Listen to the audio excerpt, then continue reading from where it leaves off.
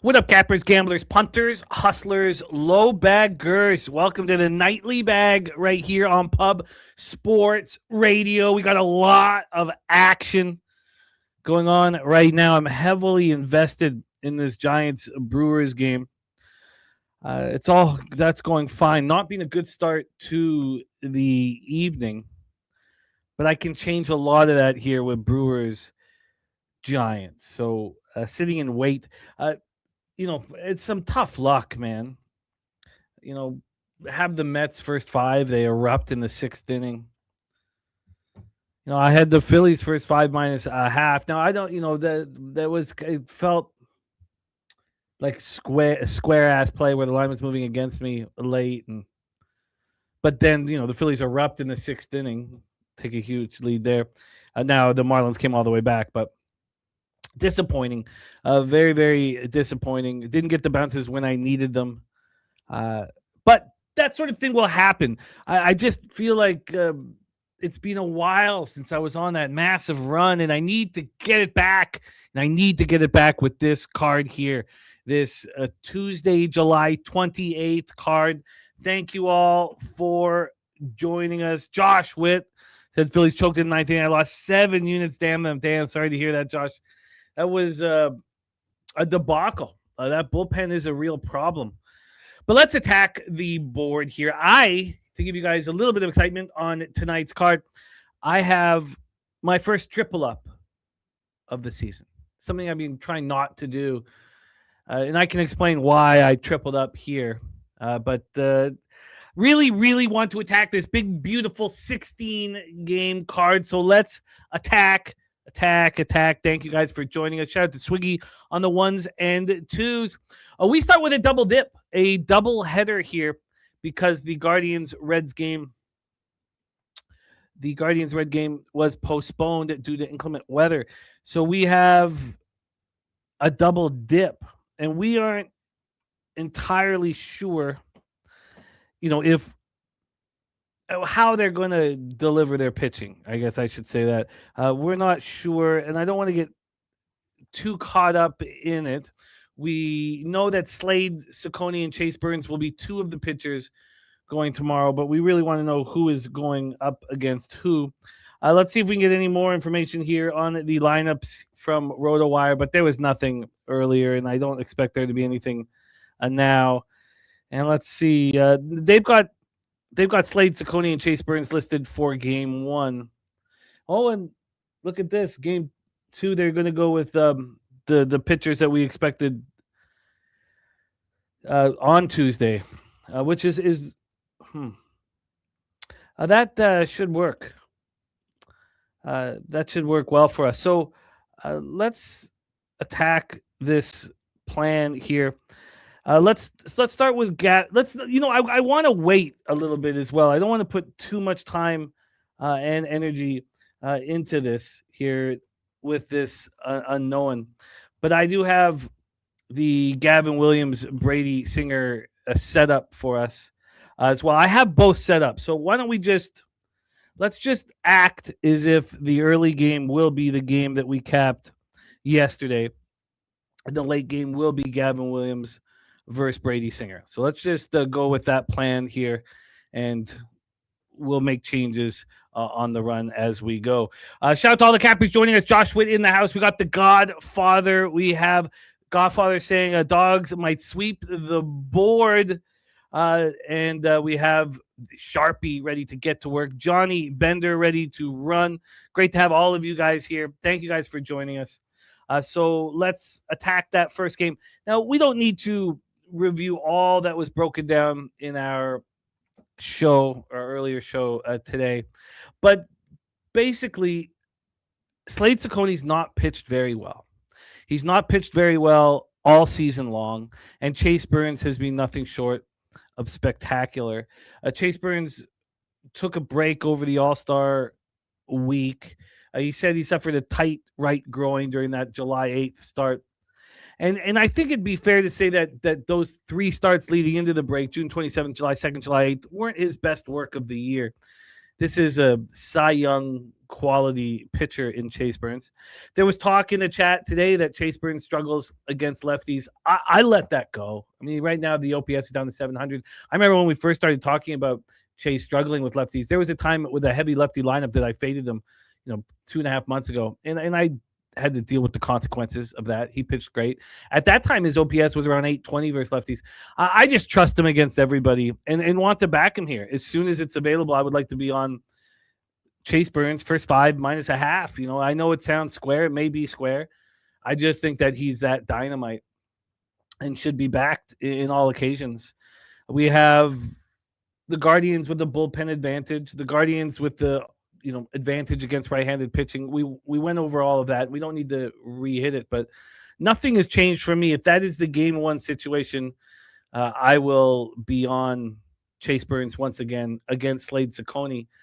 Now, the question is, what if they switch it up, and what if they put Gavin Williams up against Chase Burns? Let's talk about game 2 here of the doubleheader. Coco Bongo in the house. Great to see you, Coco Bongo, man. So Gavin Williams, we're in Great American Ballpark in Cincinnati, Ohio. Let's talk about the weather for these 2 games here. The weather, let me see if I refresh and they'll give me the early one. The night game in Great American Ballpark is extreme. Oh, they have both now. Okay, so they're both very offensive. The game at 7:10 p.m. is slightly more offensive than the 1:40 p.m. game. At 7:10 p.m., we have plus 15% runs, plus 26% homers, plus 2% doubles and triples, and even 4 singles. And we have Gavin Williams going up against Brady Singer, who I've been very high on for about 5 or 6 weeks. Shout out to Son Dizzle in the house. What up, Son Dizzle? We'll start with Gavin Williams. Look, last year he was an absolute monster. 3.06 ERA, 1.27 whip, 173 Ks, and 167 and 2/3. This year, he's striking out even more. He has an even higher whiff rate, a higher strikeout percentage, but his overall numbers aren't quite as strong. 3.78 ERA, 4.12 expected ERA.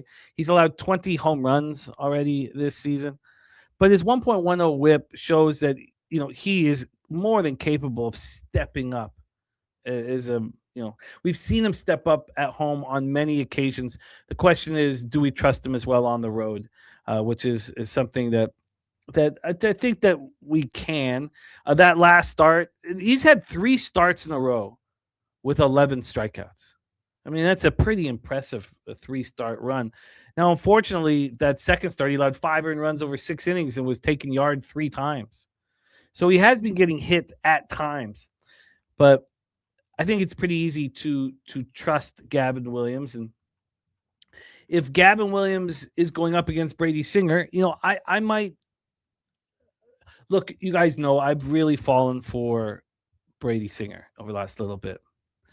Gavin Williams says, or Sharpie says, Gavin Williams throwing his hardest fastball of the year last game, averaging 100 miles per hour. Coco Bongo says, whoever wins the first game of the doubleheader, he will be fading in game 2. Here, though, Brady Singer has now had 4 straight starts and 8 of his last 9, or I guess 7 of his last 8, where he hasn't allowed more than 2 earned runs. Only 1 time. He's pitching at a very high level. His last start, he allowed 3 earned runs over 6 2/3 at the Mariners. He's going deep into ball games. He's, we know that the Royals gave up on Brady Singer, but the way he's pitching right now, I want to back him. In saying that, when we go to the line history of this spot, this was screaming towards the over. And so many games on tomorrow's card are screaming towards the over. Right now, we have a similar line as we had today in the Ciccone Burns. The line just came out at BetOnline, minus 160 for game 1 against Ciccone with listed pictures. So that is presumably the plan. The thing about this spot here is that Brady Singer opened up the favorite. And then Brady Singer was taken off of a lot of lists, and now it's undecided. As soon as this went from Brady Singer to undecided in game 2, there was a massive move to Gavin Williams, a 23-cent move. This opened up with the Guardians in game 2 of the double dip it wasn't supposed to be. This opened up with as the lone game on Tuesday, in Cincinnati, as the Guardians were a dog, and then they moved to a huge favorite. Heritage moved this to minus 133. So did my bookie. Now, Heritage waited a little bit longer and opened this up at minus 126. So is there a possibility here? Is there a possibility that Brady Singer won't throw tomorrow? I'm not entirely, sure. I think that in all double headers, we should wait to get all the pertinent information. And, this total, I thought, when I saw Brady Singer as the starter, I thought, man, why is the Burns Ciccone a 9? Why would this one be a 9? I mean, it's very offensive weather. It's very dangerous betting unders at Great American Ballpark at times, especially this time of year. So at this point, that's our double dip. If that is the case, if it's Ciccone, in game 1, Gavin Williams in game 2 for the Guardians. If it's Burns in game 1 and Singer in game 2, it's going to be a phenomenal double dip. So let's just wait and see how it all bangs out and then attack as we can here. Thank you guys for joining us. We got Big Mastro in the house. Wine Time Sports ready to get to work. AOD. Thank you guys for joining us. Big Mastro asking about the news for NFL shows. We are still in discussions as to how we're going to handle NFL this year. So we're still working all that out. But we're hoping to know by August 1st, and we'd like to know pretty soon around that date. All right, let's go and let's roll here. Our next spot on the board, 6:40 p.m. Eastern. Arizona Diamondbacks 55 and 51, 24 and 29 on the road. Pittsburgh Pirates 54 and 52, 28 and 26 at home at PNC Park in Pittsburgh, Pennsylvania. Let's get into the weather at PNC.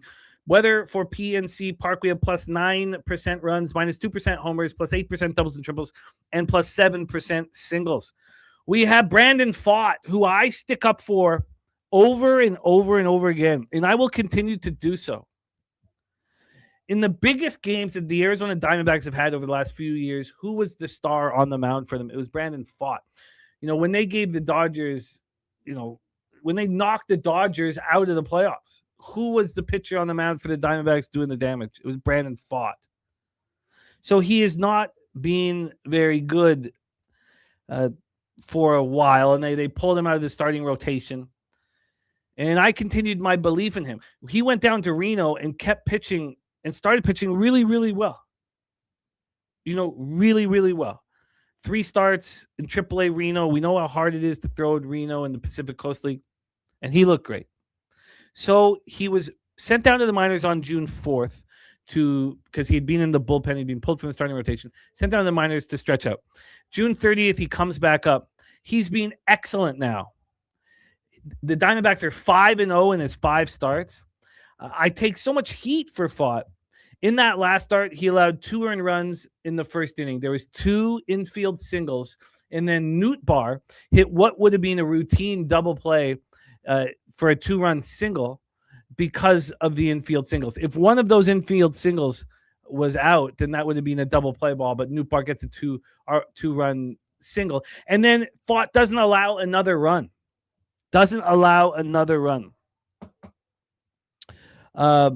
And Dan H. Wynn says Pfaadt knocked the Phils out. Oh, yeah, Phils were up 2-0 in that series. Pfaadt mowed them down in Arizona, I believe. Yeah, it's been a while. It's been a while since that happened. Thank you, Dan H. I don't know if I'm remembering correctly. I do, though. Remember that it was Pfaadt on the mound who was delivering the goods when they needed excellent pitching. In 5 starts since coming back to the majors and being back in the rotation, he has allowed 7 earned runs. He's got at least 5 in each start. He has walked 3 batters. Look, I believe in him. Let's talk about Bubba Chandler. Bubba Chandler came up in 2025 and looked like an absolute monster. 31 strikeouts and 4 walks over 31 and a third. He came up to the majors this year at 23 years old, and he had very high expectations, and he didn't meet them. And you could see on the mound he was bothered. He was just bothered. He couldn't find his rhythm. He was emoting on the mound. He didn't look great. And then he found himself. He started pitching very well come June. He started throwing as hard as I've ever seen him throw. And he started having that bulldog tenacity on the mound where you could tell he was full of confidence. His last start was an absolute thing of beauty. It was a 2-0 loss at the Yankees, but he went 6 in the third and didn't allow a run, struck out 5 and walked 1. It was extremely impressive. He has been walking too many batters, even on this stretch where he's been pitching very well, which has negated him to go deep into games. But I think that both of these pitchers are bet on right now. So when you see the total start, skyrocketing as soon as it's available, it's cause for pause. Let's talk about the bullpens. Pirates bullpen, 5.24 ERA, 1.59 WHIP, have been poor all season long and cost them many games. The Diamondbacks bullpen is a game to believe in. Is a bullpen to believe in. 3.43 ERA, 1.18 WHIP. They spent a lot of the year pitching really well. Seemed like there was a hiccup in half the last 2 weeks of June, maybe the first week of July, but they seem to be putting everything together now. And I like what I see from them. When it comes to the sticks, the Pirates continue to hit hard, but they're dipping, as you can see by the graphics over the last 5 games. My stats are the last 30 days, 270, 818 OPS, and the Diamondbacks 239, 719 OPS. Let's get right into the line history to see how high this total is, because it is high. It's a 9 now. It opened up at a flat 8.5. Not only is it a 9, it's slightly juiced to the under at Bet Online. It's heavily juiced to the over at Bookmaker.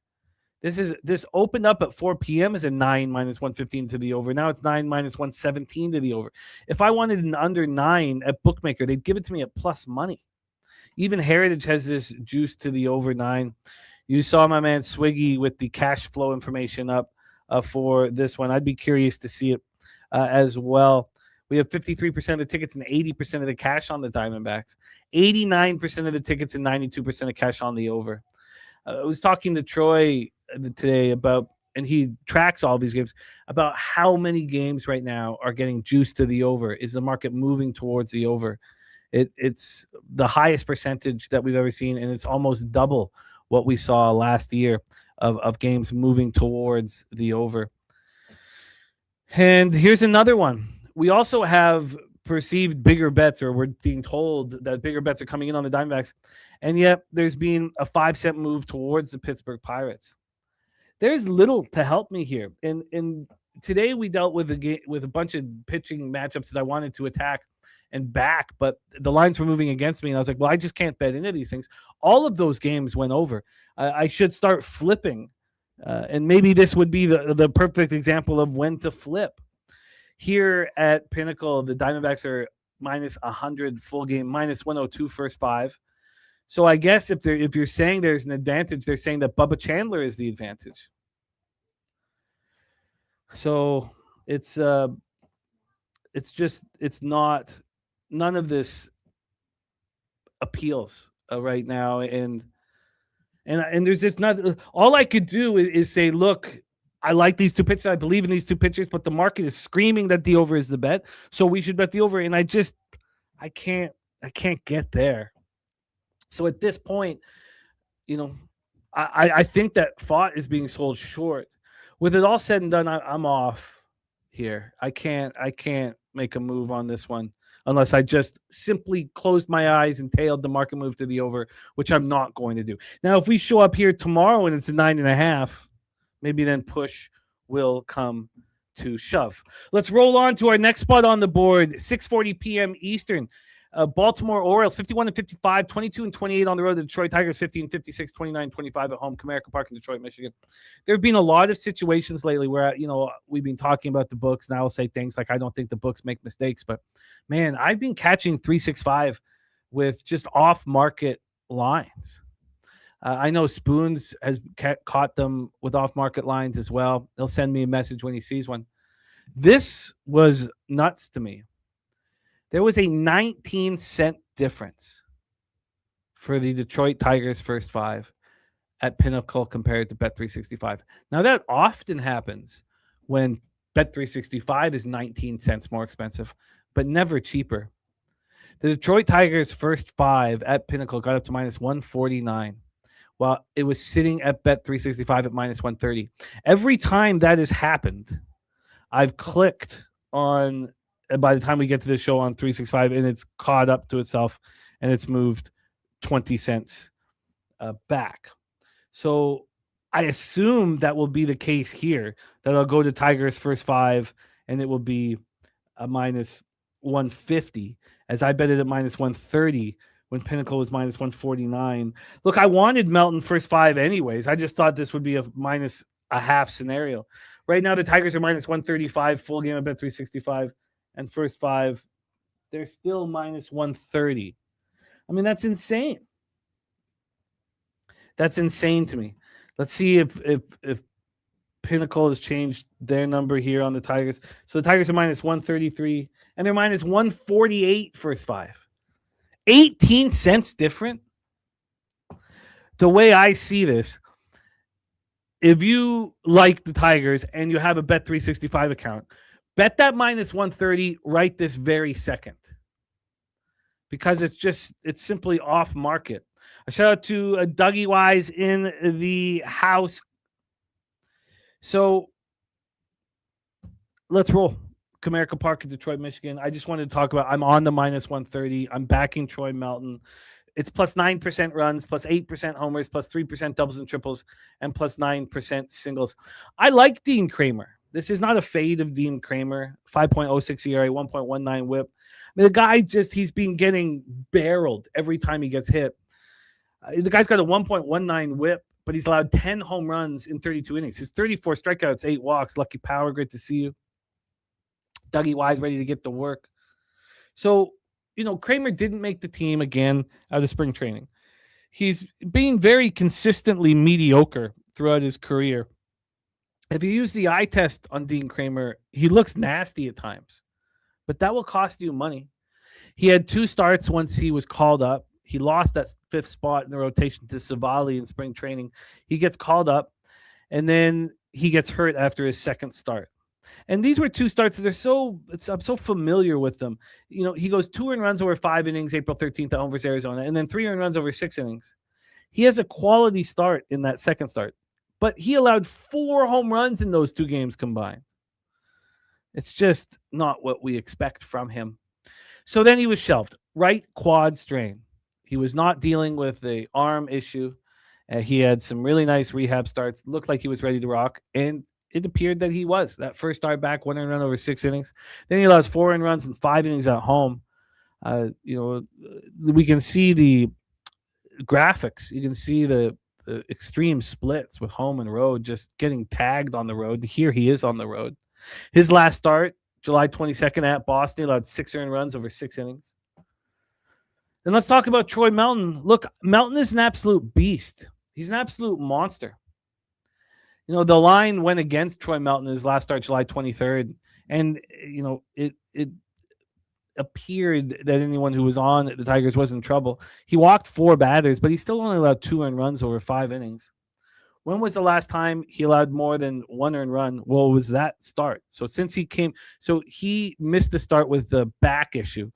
So then he had 11 days off. Since that opportunity, he's had 6 starts. And only 1 he allowed more than 1 earned run, and that was that last start, July 23rd, where he allowed 2 earned runs. The guy's an absolute beast. He's an absolute monster, and he's bet on for me every opportunity that I get. And the fact that Bet365 is hanging a minus 130 right now, I believe is a mistake by Bet365, especially when a book as sharp as Pinnacle's hanging same bet at minus 148. Orioles bullpen is very good, 2.38 ERA, 1.03 whip. Tigers bullpen, 3.77 ERA, 1.33 whip. Orioles versus righties, they're not hitting them at all. 209, 633 OPS. And wow, Swiggy, I didn't realize that. Could you put that the bullpen numbers up again? Look at that bullpen. Wow. I knew the Orioles bullpen had been good, but that is absolutely spectacular. Wow. And then when it comes to the sticks, Tigers versus righties, 243, 755 OPS. And the Orioles just aren't hitting righties at all. 209, 633 OPS. That minus 130, I'm like, how many times do I need to say it? I'll stop saying it because I don't need to repeat myself over and over. It should be bet right now. Let's get into the line history here for this one. We have a move towards the Orioles at Bet Online. The Orioles have gone from plus 127 to plus 118. Other books have not moved that dramatically. The best bet on the board is Bet Online. -1. Or sorry, the best number on the board is the Bet Online -130. And then from a total standpoint here, we have another 9 and a 10-cent move to the over, and there's even an unreputable book with a 9.5 out there. So, look, I can't. I think this is a great opportunity to not have to take the Tigers -0.5, is with that -130 that's hanging right now. When we get to the cash flow for this spot, we have 55% of the tickets on the Tigers, 72% of the cash on the Orioles, 67% of the tickets, and 87% of cash on the over. Very tricky. I would love to be able to move on and under here, but we talked about that price difference. I mean, Penny hanging a -133 full game and a -148 first 5 on the Tigers is really, really appealing. I would have interest in more. I think with the way the Orioles bullpen's pitching and the big bets and the move, I think it's fine just having the Tigers on the -130 line and just at first 5 and just leaving it at that. And that is the plan right now. Simple. Tigers, first 5, -130. And we'll see if we want to make any additions tomorrow. But at this point, with it moving towards the over, with the full game moving towards the Orioles, I don't see a move that needs to be made. So let's move on to our next game. Just before we do, our great friend Top Set here in our chat. Shout out to our friend Elio. Elio is as OG as you get. He's rocked with me since 2017. And the Rodriguez family is dealing with the loss of the patriarch of the family. Elio's mother died. And she lived a long, full life and a great life. But that hurts. That grief hurts. And I love Elio so much. And if you guys could take a second, just let Elio know that we are here for him always. And that we love capping with you. And if anytime you want to get away from it, get away from it and rock with us, we love capping with you. So it's pretty fresh for Elio right now. And just know that we're all thinking of you, Elio, my friend. And love to the family. Let's roll on to our next spot on the board. 6:40 p.m. Eastern. The Philadelphia Phillies, 56-49, 29-22 on the road at the Miami Marlins, 52-54, 31-23 at home. We are at Lone Depot Park in Miami, Florida. We have Aaron Nola going up against Sandy Alcantara. This is an interesting. I've had some difficulty with Aaron Nola. I wonder if others have. Aaron Nola, 3-8, 5.82 ERA, 1.45 WHIP. Well, he's got a 4.31 expected ERA. And there's been times where he's looked okay, especially in first threes. There's times where he has looked okay. The Phillies have lost his last 5 starts. We've seen markets seemingly move towards him quite often. If we look at his last 4 starts, 2 of those 4 have been quality starts. The last one at home versus the Dodgers seem to have his number.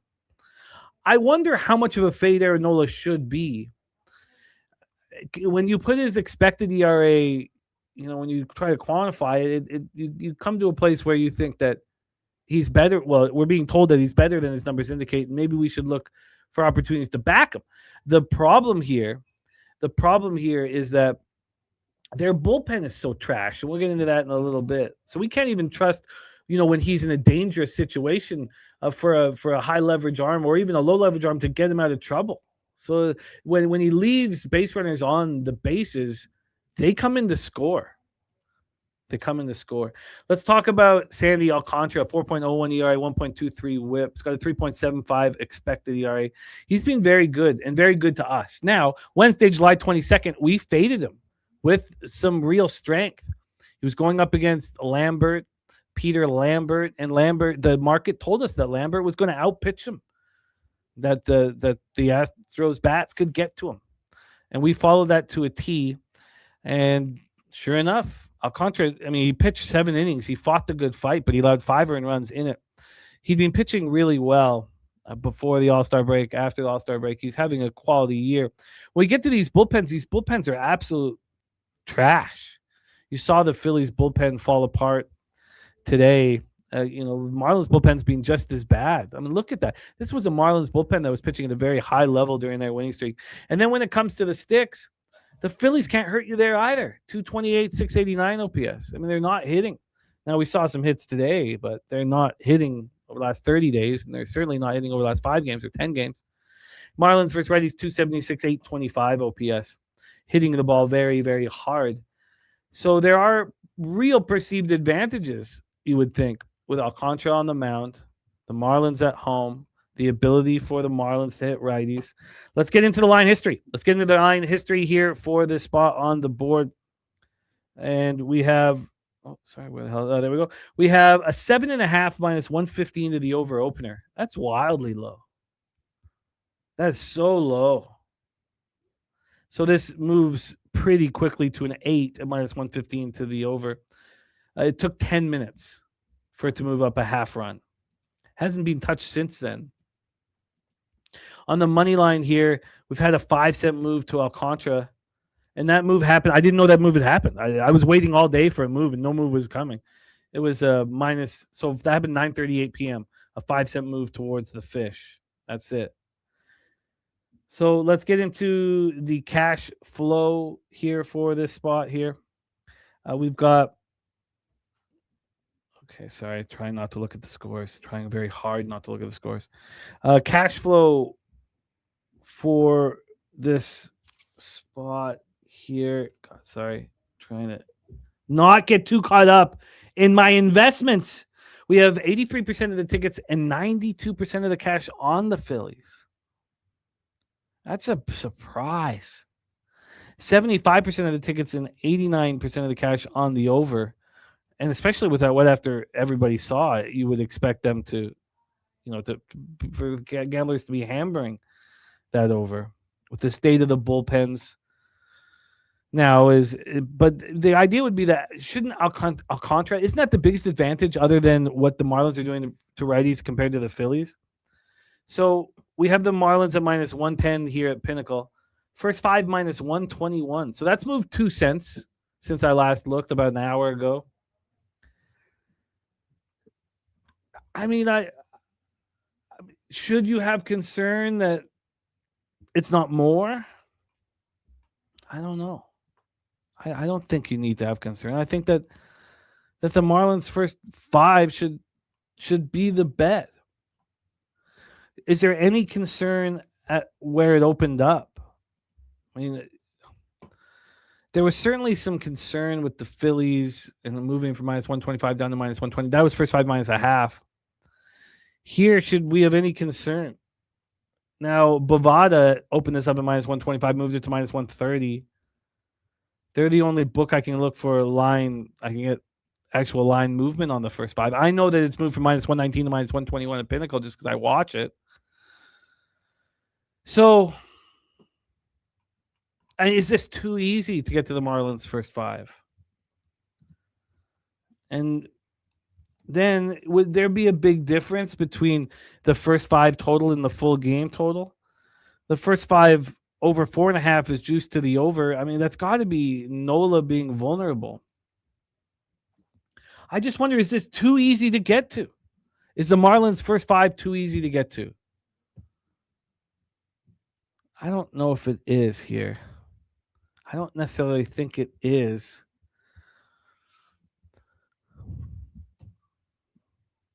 I don't think it is. And then I imagine that we'll see a line move towards the Phillies because that's what we've seen in almost all of Nola's starts. And again, remember, they've lost his last 5 starts. So there we go. I'm very interested in the Marlins. I also think, and I'm just going to kind of plant the seed here, is that opening up at 7.5 was too low. So it moves to 8 immediately, and it's juiced to the over, which obviously is a sign, but it's a pretty low number with these bullpens. So I guess that the early first 3 under would appeal to me somewhat. Why don't we just take a quick, very, very quick look? I mean, these guys, they know each other. These teams know each other so well. I mean, the Marlins, even though the Marlins have a young group, they've seen Nola so often. So probably prudent to go over these numbers. Why don't we do that right now and see quick preview. Oh shoot, sorry. Let me grab this really quickly and then Oh, God. Sorry, I screwed this up here. Okay, here we go. Quickly.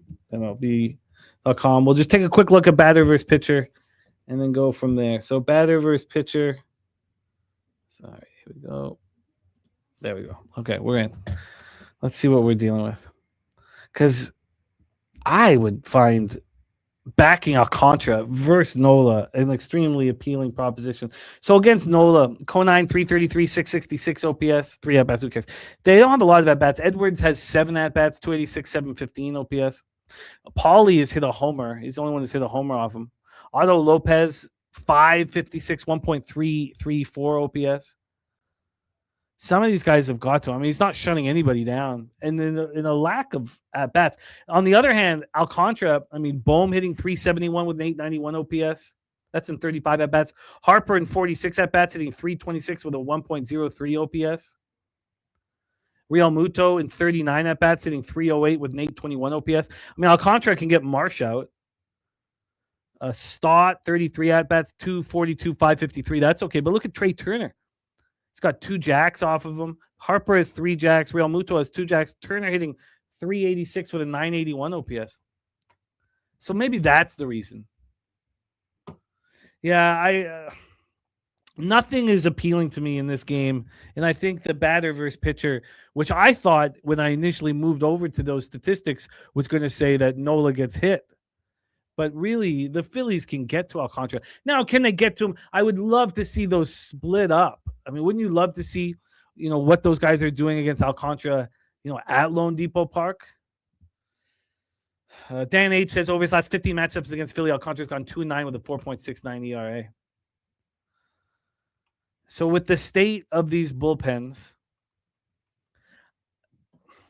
I mean, I guess the over is the play, but it sure opened up at a very low number at 7.5, which takes away the appeal. So let's just leave that. Let's let the market marinate. Let's move on. 6:40 p.m. Eastern, our next spot on the board. Texas Rangers 53-52, 26-27 on the road at the Tampa Bay Rays 62-43, 38-15 at the Trop. What a baseball team! What a baseball team the Rays are. Wow. Cal Quantrill, Port Dopes Cal Quantrill. 4.05 ERA, 1.31 whips, got a 4.91 expected ERA. He got moved into the starting rotation, and at times he looked pretty good. At times he was getting all that soft contact. He appeared to be trustworthy. Oh my God. Oh God, I cashed the Giants' first 3. Oh, did I need that? And we catch the first 3 under. Okay, let's get these winners to start rolling in. Oh, that's one I needed, man. Okay. Back to business here. I started bragging about what Cal Quantrill is doing. Now he's a pitcher who won't get you strikeouts when you need him. 32 strikeouts over 53 and a third. But he gets the soft contact. So he moved into the starting rotation, and he started earning his keep. No earned runs over 4 innings, June 27th at the Jays. July 4th, 2 earned runs over 5 innings, 3-0 loss at home to the Tigers. July 10th, 1 earned run over 6 innings, 7-3 win at home over the Astros. And, of course, I started getting cocky on Quantrill, and then he gets annihilated by the Braves. 6 earned runs, 11 hits over 4 innings. And then in a 4-2 loss at home versus the White Sox, he had an opener, but he still only pitched 3 innings. He allowed 2 earned runs. He does not look good.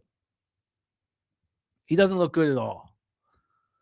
I mean, now watching him on the mound, look, I cheer for the Quantrill family, but watching him on the mound it's been extremely uncomfortable. And maybe it's time just to say, you know what, Quantrill, we know who you really are, and fade him. Griffin Jacks, on the other hand, 6-7, 3.89 ERA, 1.22 whips, got a 5.03 expected ERA. God, I feel just the energy that one gets after a winning bet is why we love this. Last start for Jacks was a thing of beauty. 1 earned run over 6 innings, 4-2 win at the Jays. Shout out to Colin Gregory rocking with us. Eyeball 509 ready to go. So, the start before that, he got lit up and smoked for 7 earned runs over 5 innings and a 10-0 loss. The Red Sox. That was at Fenway. Other than that, he's been very good this year, and he's very good through the first 3 innings. He's throwing 99 to 100. He was a steal, a thievery from the Twins. When we get to the bullpens, the Rays have a massive advantage. 2.77 ERA, 0.90 whip. Rangers 5.99 ERA, 1.48 whip. Rays versus Righties, 263, 761 OPS. Last 30. Rangers versus Righties, 234, 712 OPS. There's just a lot of appeal from this Rays side of things. So let's take a look at the money line and the cash flow. Here for the Rays, they're sitting here at minus 170. This just came out at 10:09 p.m. I mean, what's wrong with that number?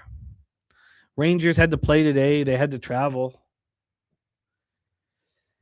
Yeah, Jose.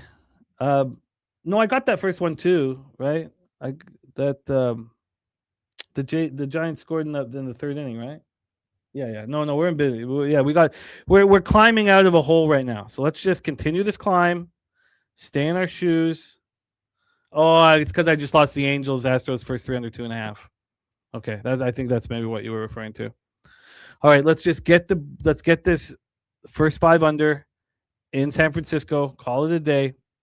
Okay, but back here, I mean, what's wrong with that minus 170? You want it to be expensive. It's expensive. I imagine it's going to move in their direction. I mean, I think that the Rays minus 1 should be bet this evening. There's advantages throughout. Now, this isn't available at Pinnacle yet. I don't know why. Oh, it's all good, AOD, man. It's don't worry. The battle continues.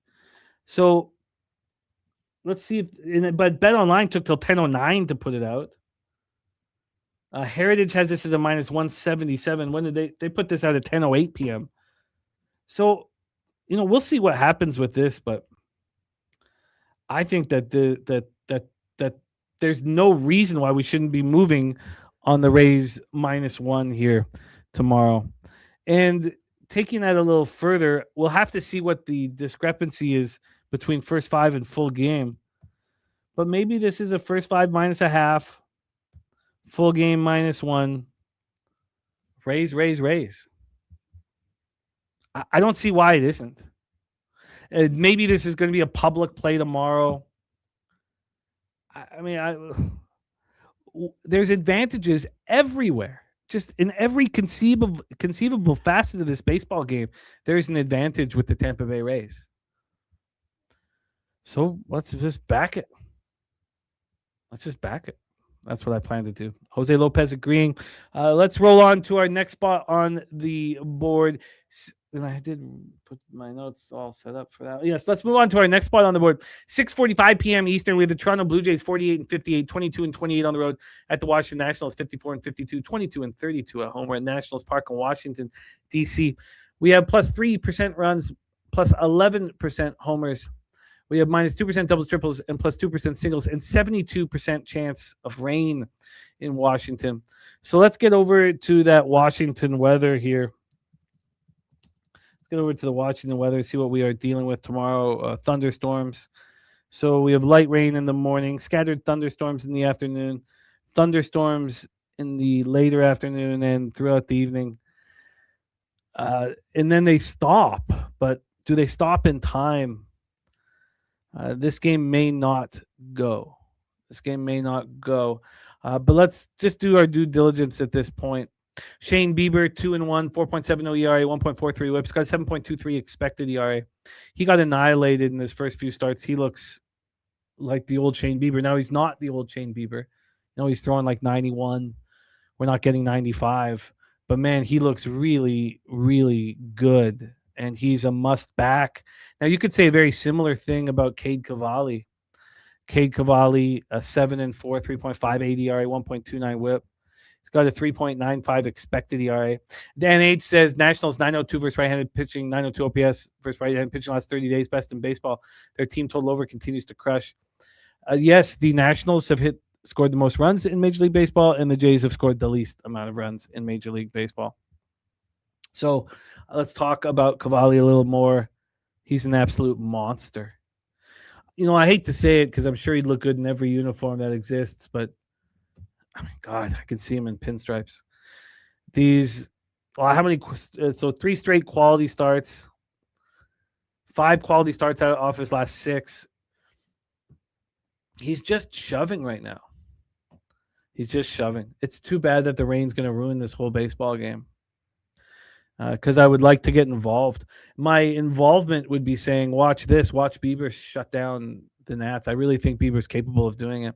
Bullpen wise, Nats bullpen 5.06 ERA, 1.54 whip. Jays bullpen 4.60 ERA, 1.36 whip. Nats rating 292 with a 910 OPS. First righties annihilating them, as Dan was talking about. That's over the last 30 days. And then Jays versus righties 223, 609 OPS. It's just horrific. But again, I don't see how anybody can make moves on this game. It's minus 135 to minus 138. I mean, it could just be start and stop for these pitchers, and it's uncomfortable. It's too bad. It's too bad that is the situation that we're dealing with. There's been a 12-cent move to the over 8.5. Opened up at minus 115, now minus 127. Look, I would like to attack it. I would like to mess with it badly, but with the storms coming in, I really, really want to back both of these pitchers, and not getting the opportunity to do that with the storms. We're just going to have to move on to our next one on the board. Let's do that.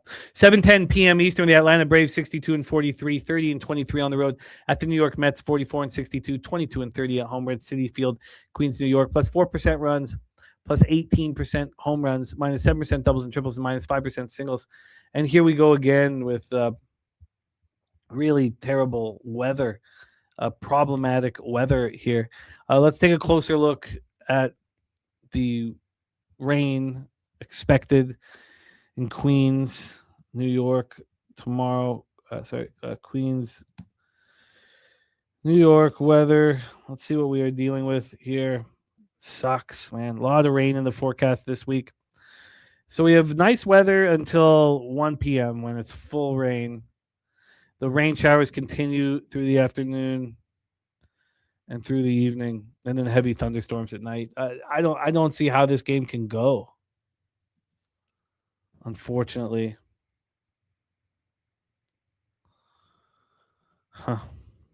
So there's not much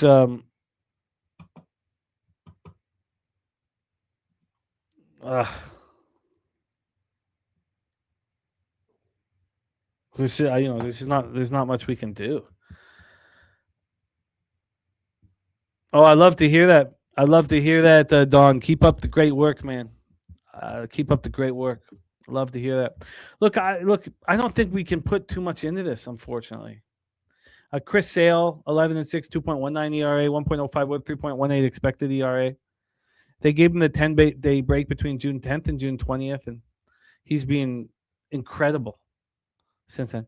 I mean, even in that start, I mean, we all hammered the Braves' first five in that start. His last start, July 23rd, and he allowed 3 earned runs in that first inning, and then they came all the way back, and we cashed live. We cashed everything. He still looked good in that start. He just got tagged. He left one pitch up in the zone. It got hammered. Still 11 strikeouts and 1 walk. You know, he's still really easy to believe in, despite having a pedestrian type start. Then you have Christian Scott, 3.13 ERA, 1.26 WHIP. He's got a 4 expected ERA.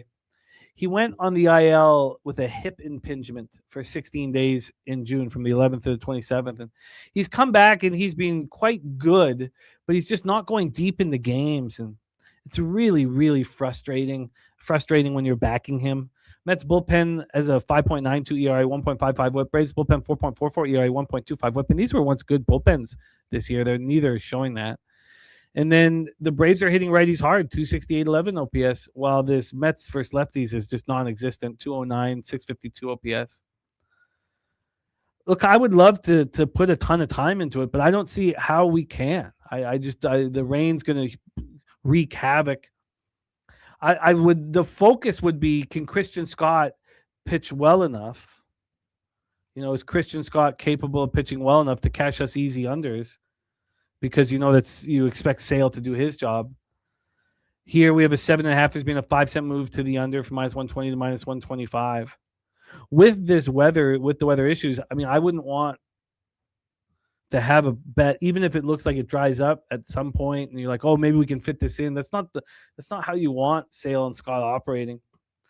Chris Sale sitting here minus 150, no movement, and the no movement is because it's unlikely that this game goes. So It's too bad. We've done some due diligence there. I've got the game completely capped. Hopefully we wake up tomorrow and it looks like some of these games on the Northeast can go. But this one certainly looks like the least probable. Let's roll on. 7:40 p.m. Eastern. We have the Kansas City Royals 45-62, 19-35 on the road. At the Minnesota Twins 53-54, 28-26 at home. We're at Target Field, Minneapolis, Minnesota. No, you guys see, I've got my first triple up of the year on this card. And I have only 4 bets and 3 are in one game. I came very close to having the Twins here. Very, very close. And I still may. I had it queued up, but I was like, I think I'd prefer to talk this out. Let's talk about the spot here. We're going to start with the pitching matchup, Seth Lugo versus Taj Bradley. It's a great pitching matchup. I'm a big fan of both of these pitchers. Lugo, 4.36 ERA, 1.37 whip. Now he's got a 5.42 expected ERA. He's not been very good last year. And I have a difficulty putting a line through what he did in 2024. I have a vividness bias of how good he pitched then. But he's starting to find himself, or at least, he's had one bad start. Really, I guess 2 bad starts over his last 6. His last 2 starts have both been quality starts. July 17th, it was really nice. 1 earned run over 6 innings at home versus the Padres. Then July 22nd, 3 earned runs over 7 innings at home versus the Giants. And I think that the most important thing here is that those starts happen at home. That's where he is pitching at a very high level. We go, and you can see by the statistical profile here with Swiggy's graphics that the home performances are much better than the road performances. Now he's had back-to-back home performances. So I'm comfortable fading him in that situation. Let's talk about Taj Bradley. 3.69 ERA, 1.22 whips, got a 3.93 expected ERA. He's been great this year. So good. I think we can, you always give the Rays the benefit of the doubt, and the Rays gave up on him. But if we're looking at his start since June 20th, he's allowed more than 2 earned runs one time. 5 earned runs in his first start after the All-Star break at the Cubs. And then he's shoved in his last start at the Guardians.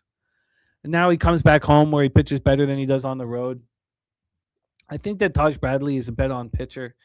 And what has occurred is all of a sudden, for the first time all season long, the Twins bullpen is pitching well. And if this Twins bullpen pitches well, then they're going to have a chance to make a run at the AL Central, as crazy as that sounds. Twins bullpen 3.70 ERA, 1.33 whip. The Royals bullpen's actually pitching better as well. 4.40 ERA, 1.40 whip. And then when it comes to the sticks, the Twins aren't destroying righties anymore. That's a thing of the past. The Twins versus righties over the last 30 days, 247, 723 OPS, just barely ahead of the Royals. Some of these teams that we have the bias of destroying righties aren't anymore. Twins, Dodgers. Let's take a look at the line history here for this one. Let me get the weathers off here, and let's roll. Line history-wise, we have 10 cents of movement towards the Minnesota Twins, minus 145 to minus 155. They're expensive for a team that's 28-26 at home. And then you say, well, I kind of like that they're expensive. They're also playing against the Royals team that's 19-35 on the road. And I know that sounds crazy when I say I kind of like that it's expensive, but it's not a fishy line is what I'm trying to say. I mean, they're expensive to the point where, it appears books don't really want you moving on the Twins, sitting at minus 155. 10-cent move. We'll look at the price difference between the first 5 and the full game. When it comes to the total here in this one, we've had a big move to the over. It's opened up at 8 minus 125 to the over. Now it's a 9 minus 115 to the over. With these two teams not really hitting right now. We got Urlacher in the house. What's up? UNLV 94. And Topset is on the first 3 under here. Topset, is that for the... I want to make sure and be clear. Is that for this Royals Twins game? Because at that, with this number, you should get a 3. Let's take a look here at this. Let's move over here. And let's take a look. By the way, you guys, Tyler Mahley's doing what he used to do 3 years ago and becoming the most predictable pitcher other than Brian Wu in Major League Baseball. Tyler Mahley at home is a gift. We're lucky, fortunate to run with him. But let's go here. Let's see what these prices are. So the Twins are at 9 minus 115 to the over, which means that it should be like a 3.5 minus 135 to the under. It's not a 2.5 anymore. So let's see what we're dealing with for that first 3 in KC, Minnesota. The first 3 is Jesus. Wow. It's really expensive. Wow. Who would have thunk that? It's extremely expensive. Huh. The under 3.5 minus 210. They're offering you a 2.5 at minus 105. You have to assume that's going to change with this move towards the over. I'm going to write that down in my notes where it's at because it's got to go up from there, doesn't it? Under 2.5 at minus 105. Wow, that is Elio. I'm astonished at how expensive that is. Wow. That is. Oof. All right, let's take a look at the price difference here. We got the minus 148 full game on the Minnesota Twins. We get to their first 5, it's minus 153, so not much there. Royals are plus 134 full game, plus 130 first 5. You know, let's talk about Seth Lugo's last road starts then. Wow, you're on the under 2.5 minus 110. That's wildly interesting, Elio. I did not expect it to be that expensive. Let's just go over Seth Lugo's last few road starts. So Sunday, July 12th at the Orioles, he allows 2 earned runs over 4 innings. Tuesday, July 7th at the Mets, he allows 6 earned runs over 4 1/3. Tuesday, June 25th, 7 earned runs over 5 innings at the Rays. These are some ugly, ugly starts, man. Ugly starts. I mean, I would find it much. He is pitching better right now. There's no doubt about that with Lugo. But I would find it much, much more appealing to just back the Twins.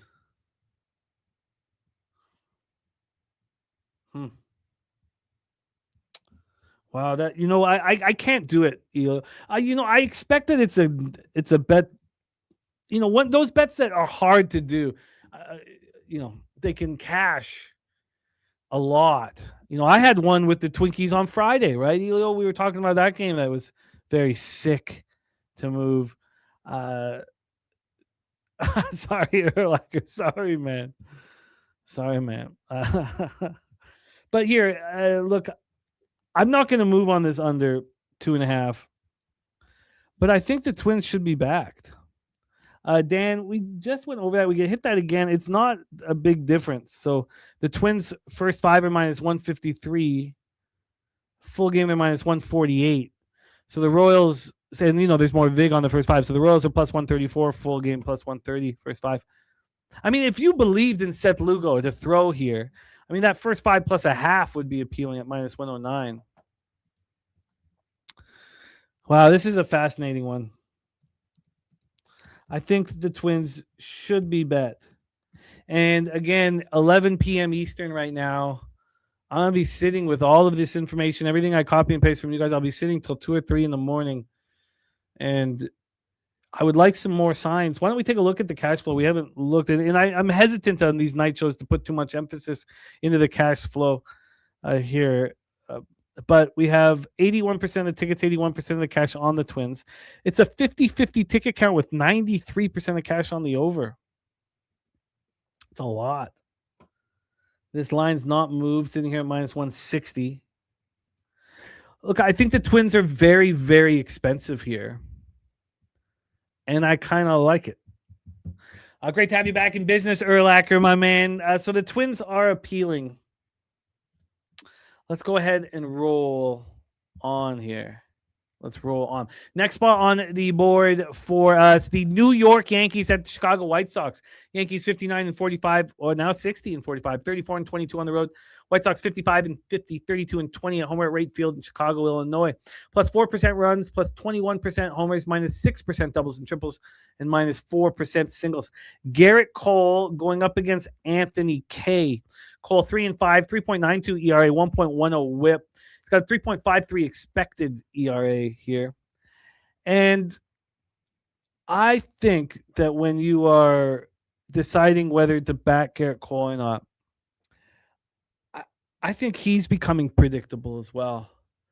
I think he should only be backed in the most marquee matchups, in the all eyes on me games.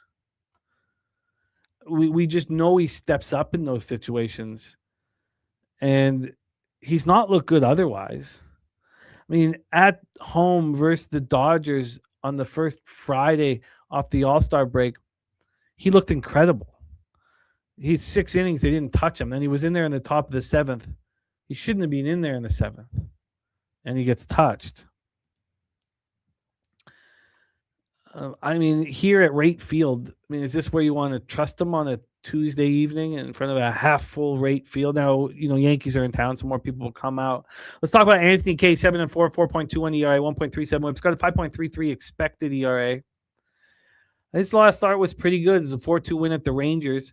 I often feel like the market is a real good read on Anthony Kay.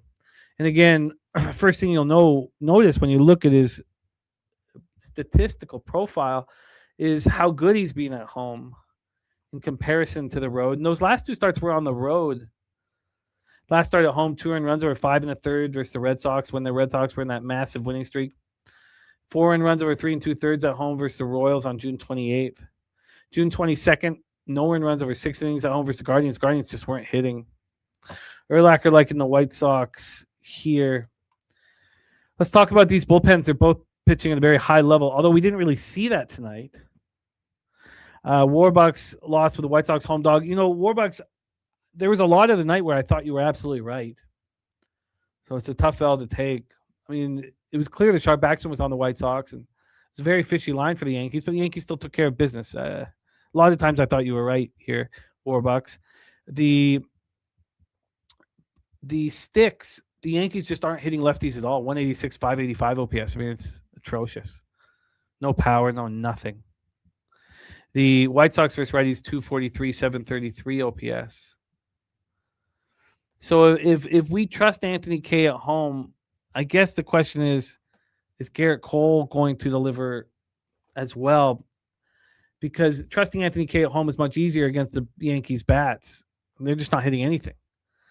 So here we've seen a lot of big moves to the over on today's card, and we don't really see that here. 10-cent move to the over 8 minus 105s and over 8 minus 115. The reason why it's very interesting is that the bookmaker did the opposite. They opened this up at 8.5. This is something they were doing a lot in the beginning of the year.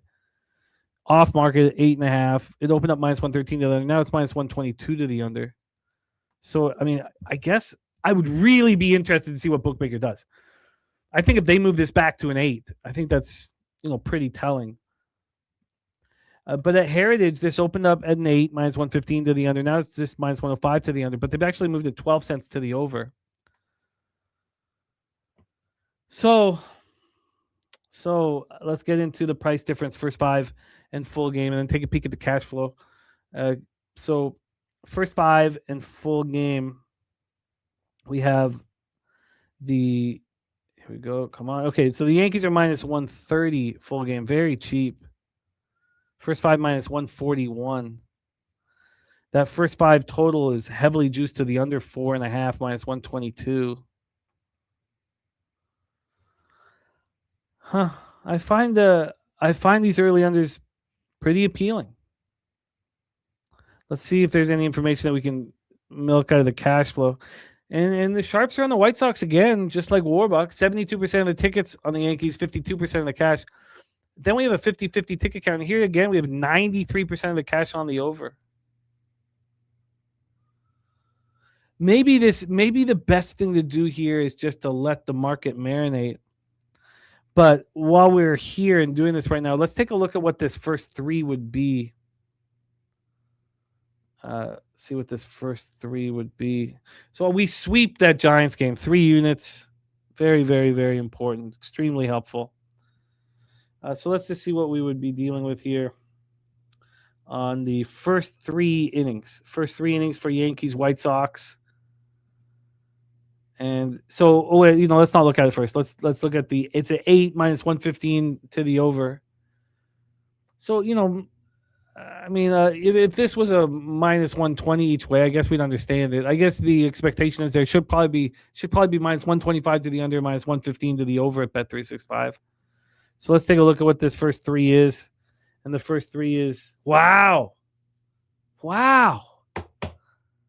Insane. Minus 135 to the over. That means, look at this. Maybe Elio's absolutely right with that. That means that the first 3 total is the exact same in the Twins game as it is in the Yankees game. The Twins game is a 9 minus 115 to the over. The Yankees game is an 8 minus 115 to the over. Wow. That tells me that this first 3 is going to go over. Wow. I mean, what do you guys make of that? I mean, that's an astonishing market. That Lugo Taj Bradley's full game would be a 9, and the first 3 would be the exact same number that it is in the Yankees game. I got to sit with this one. Oh God, do I got to sit with this one? Wow. So let me just make sure that I put the note right. Minnesota first 3 under 2.5, same price as this game. Ooh, this is gonna take a lot of time and a lot of thought. I'm with you guys on the Red Sox. It's a crucial spot. I also have them live. And Swiggy says, "Where's Nasty Nate when you need him?" It's the first time we've talked Red Sox, and he hasn't appeared. Okay, let's roll on to our next spot on the board. 7:45 p.m. Eastern. Chicago Cubs, 59-46, 29-24 on the road. St. Louis Cardinals, 53-52, 27-29 home. We are at Busch Stadium in St. Louis, Missouri. Let's take a look and see what we are dealing with weather-wise at Busch Stadium. Are we dealing with the run-suppressing weather? And slightly. Minus 5% runs, minus 11% homers, even for doubles and triples, and plus 4% singles. We got a grand slam? Oh, come on. Let's fucking go. Oh, that's very, very important. And there's Spooner in the house. Oh, God. Say la may. Good God. That is absolutely beautiful.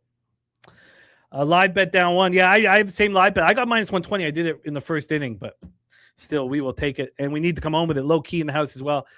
Say la may. Which reminds me of fucking Annie Lennox. Annie Lennox was my mom's divorce music. I don't know if your mom had similar divorce music, but Walking on Broken Glass, that was a go-to divorce song during those tough times. Let's roll. Chicago Cubs, St. Louis Cardinals, Busch Stadium in St. Louis, Missouri. Slightly run-suppressing weather. Now, we don't know who is pitching for the Cardinals. We do expect that Colin Ray is... Oh, wow. Do you have different... Do I need to refresh this? -2, -6. I got -5 here. Let's see. Maybe you need to refresh or I need to refresh, Swiggy. I got a little bit different here. Yeah, I got -5% runs, -11% homers, even for doubles and triples, and 4% singles here.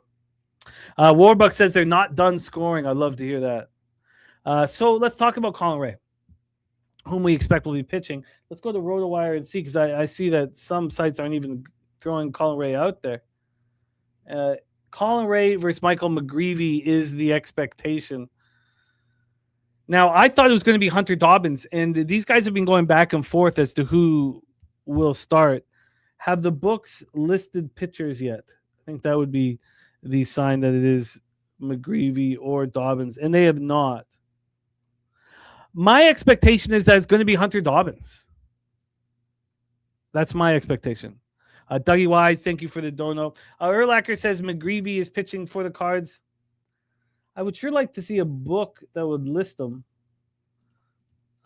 If that is the case, let's see if did Bet Online list him. I mean, I see him here on RotoWire, but let's just see if a book will list them here. Let's get over to MLB. Now, again, we don't have time just to sit here and hem and haw over this stuff, but let's see if he is. Yes, McGreevy is listed. McGreevy is listed here at Bet Online, but they've not put first fives out. They've not put anything out. So good call, Erlacher. Now, I thought it was going to be Hunter Dobbins here, so I'm going to be nice job. Nice job, Coco. Well, you're in business, man. You are in business. So I'm going to have to put some time into McGreevy starting, but I mean, he's a pretty easy pitcher to cap. He's got very good numbers. He's got the very high expected ERA, and we had our Morgan Spooner surmise as to why the ground ball pitchers are hurt by expected ERA, and I thought he did a very, very good job doing it. Oh, Dobbins is pitching now tonight. Thank you, Dan H. Okay, so there's no chance it's Dobbins. Okay, my God, thank you. 41 pitches, Dan. Thank you. I kind of like that kid, Hunter Dobbins. I think he has a chance. Okay, so it is McGreevy. So we know what McGreevy can do. We know that he can get soft contact. We know that he is very strong at home. Let's talk about Colin Ray. 4.85 ERA, 1.42 WHIP. Got a 5.57 expected ERA. And look, everybody needs a Colin Ray on their team, but you'd sure like to have 2025 version of Colin Ray. 3.95 ERA, 1.25 WHIP compared to what he's doing this year. Now, Colin Ray's a high character guy. He can handle home and road splits. He can handle them, but he's not pitching very well. Last time we saw him July 22nd, 4 runs over 5 innings, 5-1 loss at home versus the Tigers. The start on July 17th, 3 earned runs, 4 in total, but 3 earned in 6 innings, 5-2 loss at home versus the Twins. So he goes, those are his 2 home starts. When we take him out on the road, 3 earned runs over 5 1/3, Wednesday, July 8th at Baltimore. He had a nice start at Milwaukee on the road, so that's his second to last road start. But you know what? He's a high character guy going up against a team that didn't want him. So I don't, he stepped up in that one. The road start before that, he led 4 runs over 4 2/3 versus the Giants. Look, let's get into the bullpens. They're a wash right now. Cardinals bullpen 3.98 ERA, 1.37 WHIP over the last 30. Cubs bullpen 4.11 ERA, 1.39 WHIP. And then when it comes to the sticks, the Cubs are hitting righties so much harder than the Cardinals. But I would think that McGreevy would be capable of slowing down the Cubs. Pitching at home where he's being so good. Why don't we take a quick look at batter versus pitcher for McGreevy, and then we can decide how we expect to proceed. So, oh, shoot. Sorry, I just lost me. God, this is so annoying. Okay, here we go. Let's get over to, where are we? Here we go. There we go. Okay.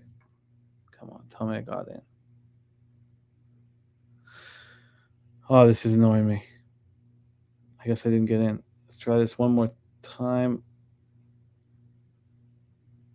Okay, this is killing me. I will pull this up in a little bit here. Erlacher says Colin is due. There is no such thing as being due. Okay, here we go. I'm in. Okay, so let's just take a quick look at what our guy McGreevy is. Oh, because they don't have him listed, so that was all a waste of time. But we can talk about what Colin Ray does against St. Louis. He shuts down Burleson. Well, that's extremely important. 11 at-bats. Burleson doesn't have a hit off him. I mean, we know who you need to shut down. Jordan, Weatherholt, Burleson. Colin Ray can do that, or he's done that thus far. Okay, I'll have to wait on this here. But let's take a look at the line history while we know who is going to be starting. Only Bovada has come out with lines at this point. They've got a 9 juice to the under. And then on the money line, it's funny that it's not listed here. Oh, yeah, we got the money line. The only total is there. And then we have Colin Ray at minus 110. Well, let's let this market marinate. We will attack it in manana. But my initial feeling is that there is an advantage with McGreevy over Ray, especially with McGreevy at home. If Ray's capable of slowing down the Cards' best hitters and the Cards aren't hitting, well, wouldn't that lead us to a first 3 under? So, okay. Let's roll here and go. The EV hat that you were wearing last night, search for it. What team, please? Yeah, Mark A. That's East Vancouver, man. It's, obviously to us it's expected value, but it's East Vancouver baseball team, man. Seniors League, East Vancouver baseball team. Okay, let's roll. This is what I want to talk about. My triple up. Thanks, Mark, man. You come down. How about this, Mark? How about this? You come down to Pubapalooza 6. I will give it to you. There you go, man. Will that entice you? Probably need more to be enticed. But if you come down to Pubapalooza 6, it is yours. Let's roll. Astros, Angels, Angel Stadium in Anaheim, California. This is a triple up spot for me. Plus 2% runs, plus 10% homers, minus 4% doubles and triples, and even for singles. And I like to see that. It's not heavily offensive weather. So I was not planning on tripling up. This is my first triple up on the year. Now, I've had 4 units on a baseball game. It's just I've never tripled up on a side or tripled up on a total. When I've had 4 units, I've had 2 units on the total and 2 units on the side. This is my first triple up of the season. And as Dan H. saying, it's Detmer's Day tomorrow. It's not just Detmer's Day. It's my man Peter Lambert's Day. Peter Lambert Day, too. Shout out to Jimmy Lambert, wherever you are right now, his older brother. Peter Lambert's pitching at an extremely high level, and I believe in him very, very, very much. Lambert 8-5, 3.03 ERA, 1.12 WHIP, got 3.45 expected ERA. Look, he added 4 hours of velocity, and we don't ask questions. We don't ask questions as to trombolone or whatever it is that's giving him 4 miles per hour of velocity. We are just very thankful for it. Warbuck's going to be on Houston money line here. The Jimmy Lambert is pitching at an extremely high level. Oh, I mean, it's uncanny. If we go back 1, 2, 3, 4, 5, 6, 7, 8, 9, 10 starts. Wow. Only one time he's allowed more than 2 earned runs. I mean, the guy's just shoving. His last 4 starts, he's allowed 4 earned runs. He has struck out 26, walked 7. Dan H. says Astros went to the pen in the first inning today. Erlacher, it depends on what sport. Hit me with a sport and I can give you the goods. So that is our Peter Lambert, a must believe in pitcher. And then we have Reed Detmers. God, he's been good at home. 4.05 ERA, 1.10 whips. Got a 3.32 expected ERA. The man has been very, very good. I'll put it in the chat here in 1 second, Erlacher. This is a triple up spot, so I want to stay focused on it. But I will put it on my record before tonight in the chat. Reed Detmers, I believe in enormously, especially at home. I really like what he has done this year. That last start, 1-0 loss at home versus Cardinals, he got us everything that we needed because we've been hammering unders. Start before that, he did the same thing. So, I mean, the offense is not scoring for him. In his last 2 starts, the Angels have been able to produce 1 run. That's it. 1 run. It's sad, but he's pitching at a high level, and he's not going to be wearing an Angels uniform here shortly. The guy is just... Now, I know that you see the 4.09 ERA at home. I know that's, and I'm sitting here saying how good he's been at home. But he had a start on May 19th where he allowed 8 earned runs over 5 2/3 at home. It's by far his worst start of the season. His second worst start of the season was back on April 8th. He allowed 5 earned runs over 4 1/3 at home. And then he faced the Athletics in back-to-back spots. They got to him at home in his second start, and he got touched up by the Reds. Other than that, he's been lights out at home, and I believe in him enormously at home. When we get to the bullpens, the Angels' bullpen's been getting very lucky. I mean, the whip is very, very high and yet their ERA is very low. I'm not sure if that will continue, but certainly this bullpen was terrible for the first 6 weeks of the year. It's been much better. Then Astros bullpen, 3.51 ERA, 1.25 WHIP. They've not looked good last 5 or 10 games, but they really found themselves too. These were two bullpens that were the worst in baseball, arguably. I mean, some bad ones out there, but over the first 6-7 weeks of the season, and found themselves. With the sticks, neither team is hitting. Astros aren't hitting lefties. Angels aren't hitting righties. Astros versus lefties the last 30 days, 236 with a 663 OPS. Now they're hitting better the last 5 games. Angels versus righties, 236.20 OPS. So now there is an issue. All these bets that I made were placed before the breakdown of Tatsuya Amai. So let's just see what's going on here for the Astros bullpen. If they were able to get any kind of long reliever in there to clean up some innings. Amai goes 2/3 of an inning. Blue ball helped. Hopefully Javier can go very deep. I mean, they don't care about Javier.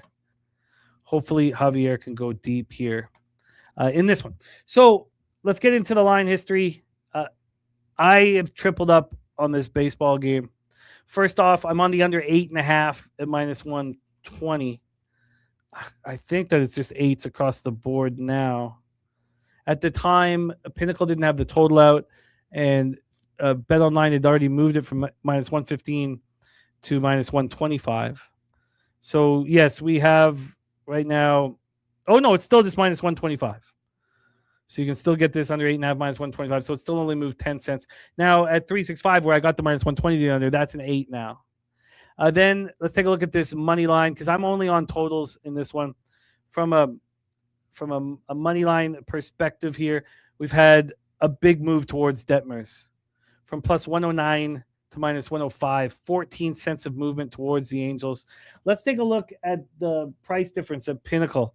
I think this would be telling if we do want the Angels early. Now, depending on how far Christian Javier can go, we'll see what the state of this Astros bullpen is. But the Angels are -105 full game here, and first 5 just -110. So they're not saying there's that big of a difference. And I fear Lambert almost as much as I fear Reed Detmers here. Spooner says, looking at the offensive stats for this Jays Nationals game is wild. Says Jays are bottom 3 in the league versus righties and on the road. That's their number 1 versus righties and number 1 on the road. You know, the Jays are worst in the league offensively. I mean, it's insane against Nats, who are number 1. But I don't think that game is going to go. Dan H says first 3 under 2.5. I don't mind it. So I did move on all of these. The first 3 under 2.5, I got at -125. See what that is right now. Here we go. First 3 under 2.5. It's now an 8 -115 to the over. I got that 8.5 -120 to the under, so I feel good about beating that line. The first 3 is still sitting there, 2.5 -125, widely available. And then I could have got a 4 at -102. I did pay the cost for the 4.5 here. So I tripled up on this spot. Lambert, Detmers. I have gone in for multiple units in a bunch of Angels games, and generally it's Walbert Urena or Reed Detmers on the mound in them. And I'm comfortable doing it. Dan H says first 3 and first 5 under. He says I think these pitchers deal, but seems like a pick'em is right. I agree. And Urlacher, it has been a wild road for me in MLB. I got off to the worst start I've ever gotten off. And then I climbed all the way back. I had a 49.88 unit. I had about a 57 unit run in June. And then I've not been good the week before the All-Star break and the week after the All-Star break. So this is my record right here for you, Urlacher. Of course, I post my record every night on X. But I'm 539 wins, 496 losses, 52.1%, -17.81 units, ROI -1.72%, average line -111. It's not good. And baseball can get away from you fast. So I need wins, and I need them now. But there you guys go. That is the we're in the black in WNBA and CFL. we're in the black in NBA. There's been some good. Not enough of it. Need more. Okay, let's roll on. But that's a triple up spot for me in the Angels game. Let's roll on. And also, that's the most bets I've ever made at this point in the year. To already clear 1,000. I'm a sick man. And it feels so good. 9:40 p.m. Eastern with the Boston Red Sox 54-50, 29-21 on the road at the Athletics 44-61, 20-30 at home. We're at Sutter Health Park in Sacramento, California. Plus 30% runs, plus 38% home runs, plus 18% doubles and triples, and plus 8% singles. As usual, very offensive weather. I can't wait. It's great to have Spoons in the chat for this game because Gage Jump is becoming a pretty difficult cap all of a sudden, and Jake Bennett is not. I mean, if we had talked about this pitching matchup 6 weeks ago, I would say, I'm on Gage Jump. That's not the case anymore. Jake Bennett, 6-3, 2.58 ERA, 0.94 whip. He's got a 3.15 expected ERA. Guy's been lights out all year long. Lights out, AAA Wooster. He was 1.60 ERA, 1.02 whip there. AAA Wooster, he allowed 2 home runs and 39 in the third. Now, there's a big difference between Jake Bennett and AAA Wooster and Gage Jump pitching in the Pacific Coast League. It's much, much easier for Bennett to put up superlative numbers. When we talk about what Gage Jump has done, what he did in AAA, he had the 4.70 ERA, 1.47 whip. It was over 38 innings and 9 starts. Now, Pacific Coast League is very, very difficult. And now, look at these numbers for Gage Jump. I mean, the guy's getting annihilated in Sacramento, and he's pitching at a very high level on the road. Here he is in Sacramento. I would like to go back to Jake Bennett, though. The second-round pick in the 22 draft by the Nationals out of the University of Oklahoma. Last start wasn't his best. 3 earned runs over 5 2/3. He didn't allow a run in the 2 previous starts. And if you go deeper than that, if you look at his 5 starts between June 22nd and July 17th, he allowed 3 earned runs in 5 starts. I mean, the guy is elite. And I'm a big believer in Gage Jump. But it seems like, I don't know. Is it a case of the yips? He just doesn't seem to have that bravado at home. He doesn't seem to have that confidence at home. Always making moves, says Boston Moneyline, leave Jump alone. It's hard to do because I really, really believe in him. But I think it's not just Gage Jump. When we're talking about why you don't want to back the Athletics, it's not just Gage Jump. First off, the bullpen is an atrocity for the Athletics. This is the biggest difference between 2 bullpens over a 30-day period than we've had between any 2 teams in Major League Baseball this year. The difference is ridiculous. I mean, we're talking 4.93 runs difference. The Athletics are giving up 4.93 more runs over 9 innings than the Red Sox bullpen over the last 30 days, over 9 innings. I mean, it's just insane. And then when it comes to the sticks, we have the Athletics versus lefties 244, 669 OPS. Oh, and I certainly didn't say he was terrible, Spooner. I'm sure you didn't hear me say that Gage Jump is terrible. All I've said are good things about him all year long. So I think you're reading my breakdown wrong. Athletics versus lefties 244, 669 OPS. Red Sox versus lefties 233, 795 OPS. So it is, you have the Red Sox versus lefties. You have the bullpen advantage for the Red Sox. I think those are much, much bigger advantages than Bennett versus Jump. And again, I mean, Spoons, you heard me talking about the difficulty of pitching in the Pacific Coast League compared to pitching in AAA Wooster. So let's take a look at the line history here with this spot. We have a 15-cent move towards Jake Bennett, minus 140 to minus 155. 15 cents of value there. I mean, this is nothing like Jake Bennett's seen. Remember, Gage Jump also pitched in Vegas, in Summerlin. When we get to the total, it opened up at a 9 at the pick 'em. It's now a 9.5 juice to the over here. Then when we get to the price difference, I think this will be very, very interesting. See if the books believe there is an advantage. We have the Red Sox minus 146 full game First 5 minus 144. So the A's are plus 132 full game. And first 5 plus 123. Which means that the difference between where these two guys have been pitching is the most important thing when you're breaking down these two statistics. I imagine if Gage Jump was drafted by the Red Sox and came up through their system, you would see phenomenal numbers compared to what we're seeing here with his numbers, which have been much higher than one would expect. So I'm very interested to see where this line ends up. The market is telling us that Gage Jump first 5 plus a half is quite possibly worth the investment. And I would like to continue interest in it. I, though, would need to really want to see where this line ends up. And so I'm not going to move on this tonight. But I will say that A's first 5 plus a half does appeal somewhat. I wonder how Bennett is going to deal with this. He's not pitched at all. I mean, the only thing you want to talk about difficulty. He's never pitched. He hasn't pitched in any offensive real weather situation. If you want to talk about difficulty, it's just the amount of times he's faced the Rays.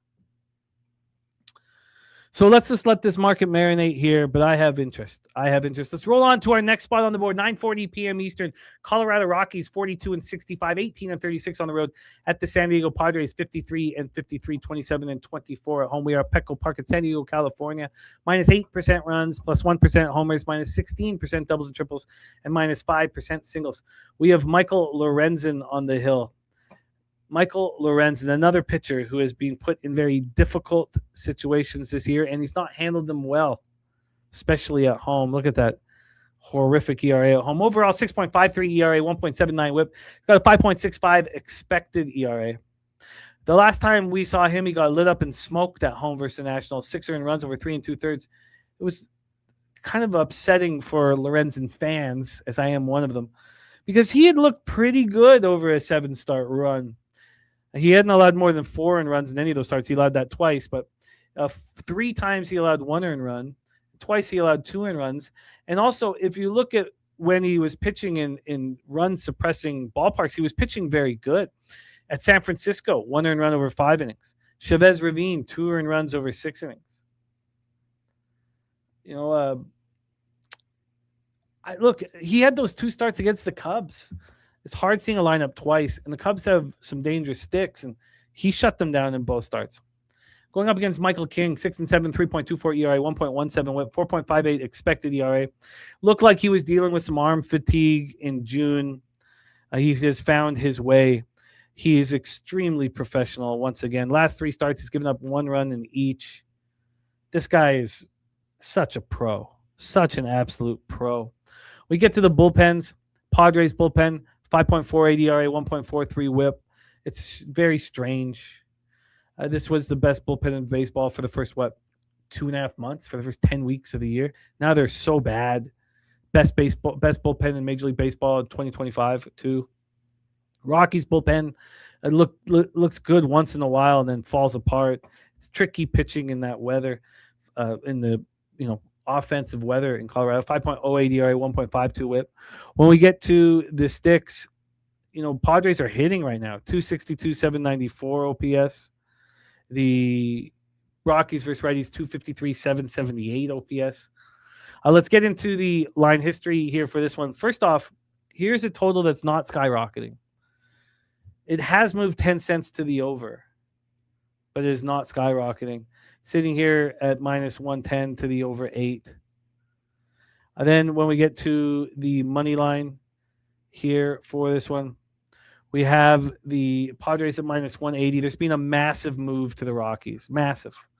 From plus 193 to plus 162. That tells me that Lorenzen's going to be able to handle this and can pitch well here. Let's get to the price difference. This is optional misery, and I think I'm going to choose misery here. When we get to the Rockies, They are plus 160 full game. First 5 plus 145. First 5 plus a half is plus 101. I wonder if we're going to get bet off or bet out of the first threes. The first 3 plus a half. Let's see here. The Rockies. I doubt this is going to. This is just going to be too expensive for sure. But let's just take a peek. Do some due diligence. First 3 plus a half. Minus 135. God, that just feels like a winning bet. It's expensive. Just feels like a winning bet. Oh, man, it's a sick bet. First 3 plus a half, a minus 135. And then let's just take a look at what the first 3 under is. I don't want to invest too much in this game. I don't want to put too much in Lorenzen because obviously that's a very treacherous pitcher to trust. But the first 3 is at 2.5 at minus 120, which is where it should be. And let's just see what Pinnacle has that first 5 at here. Oh, sorry. Let's get this Pinnacle lineup. So Pinnacle first 5. It's juiced pretty heavy to the over 4.5. It's a bit of a surprise. We got our man Rod's Wacky in the house. He says, bet under the total in Colorado games after loss by 6 runs or more on his record since 2026, 14-4. Says, bet under the total in Michael King home starts when working on 5 or 6 days rest. The under record since 2026 season, 6-0. Wow. Well, I find it all, I do find it appealing. I think it would have to be the first 3 under 2.5 and the first 3 plus a half. But I don't know if the first 3 under 2.5 really correlates because of both these offenses hitting so hard. I'll have to sit with this for longer. But I do find Lorenzen appealing. Yes, Nasty Nate, we called for you. We tried to summon you. I think summon would be the term. And as soon as we did, they hit a grand slam. We're all on the Red Sox live and pre-flop. So very proud of you guys. Also, Rodswag says bet against Michael King on the run line versus teams outscored by opposition by a half or more runs per game on the season. King's record during his career, 3-18. Good God. All right. So that is a very, very interesting game that I will be involved in. Let's roll on to 2 games left on the MLB card. Then we really quickly got to go through the WNBA as the WNBA is back. 9:45 p.m. Eastern. We have the Milwaukee Brewers 66-39. Oh, poker, I respect, man. Go get that cash. 30-19 on the road at San Francisco Giants, 44-61, 24-26 at home. We're at Oracle Park in San Francisco, California. One more big thank you to Tyler Molly. God, is he just delivering for us? It is just what he's doing at home is fucking incredibly wonderful and just getting us paid. There's so many pitchers who are kind of coming out of the woodwork and becoming extremely predictable. Let's talk about Logan Henderson and Landon Root. We got a couple of beauties on our hand. No, let's go back to the weather here. It is important here at Oracle. Thank you, Swiggy. So weather-wise over at Oracle Park, minus 2% runs, minus 20% homers, plus 11% doubles and triples, plus 5% singles. I mean, you can see the difference in offense when it's 64 Fahrenheit at first pitch compared to when it's 56 Fahrenheit. It's much more offensive conditions. Logan Harrison, 4-1, 3.05 ERA, 0.94 whips, got a 2.88 expected ERA. Look, he's a bulldog, man. The guy's a beast. He went onto the shelf back strain, and he was on the shelf for a long time with the back strain. I mean, it was a serious issue for him. May 22nd till July 9th. Since he's come off, he's looked quite strong. He hasn't gone more than 5 1/3 in any of his 3 starts, but he's been good enough. He's not been great, honestly. 15 1/3. He's allowed 11 hits, 6 earned runs. He's allowed 3 home runs. Now, he struck out 17 and walked 1. I mean, that's obviously extremely appealing. Let's talk about Landon Root, 3.93 ERA, 3.36 expected ERA, with a 1.24 whip. I mean, this guy's just been going heavy, 110 innings. And there were some times where we thought that he was dealing with some arm fatigue. Started at the very beginning of June, and you could even say that happened the last start of May, but he started getting tagged. And then he's righted the ship in his last 3 starts, he has gone 20 innings. He's allowed just 10 hits, only 3 earned runs. He's looked very, very good. He has struck out 16 and walked 5. He's pitching at a high level right now, and I would expect it to continue at home. Bullpen-wise, Giants bullpen 4.56 ERA, 1.29 WHIP. Being better last 10 games, but not being very good this year over the last 30 days. The Brewers bullpen, I mean, it's such a professional outfit. The Brewers just deliver in every facet of baseball. Managed beautifully. They're a good ball club. And if you're a Brewers fan, you are lucky. When it comes to the sticks, Brewers are hitting harder than righties. Brewers last 32, 77 to 78 OPS, while the Giants have a 245, 737 OPS. Let's get into the line history here for this one. 3 units I picked up on today's game, and I needed them bad. We had 6 cents of movement towards the Milwaukee Brewers from minus 130 to minus 136.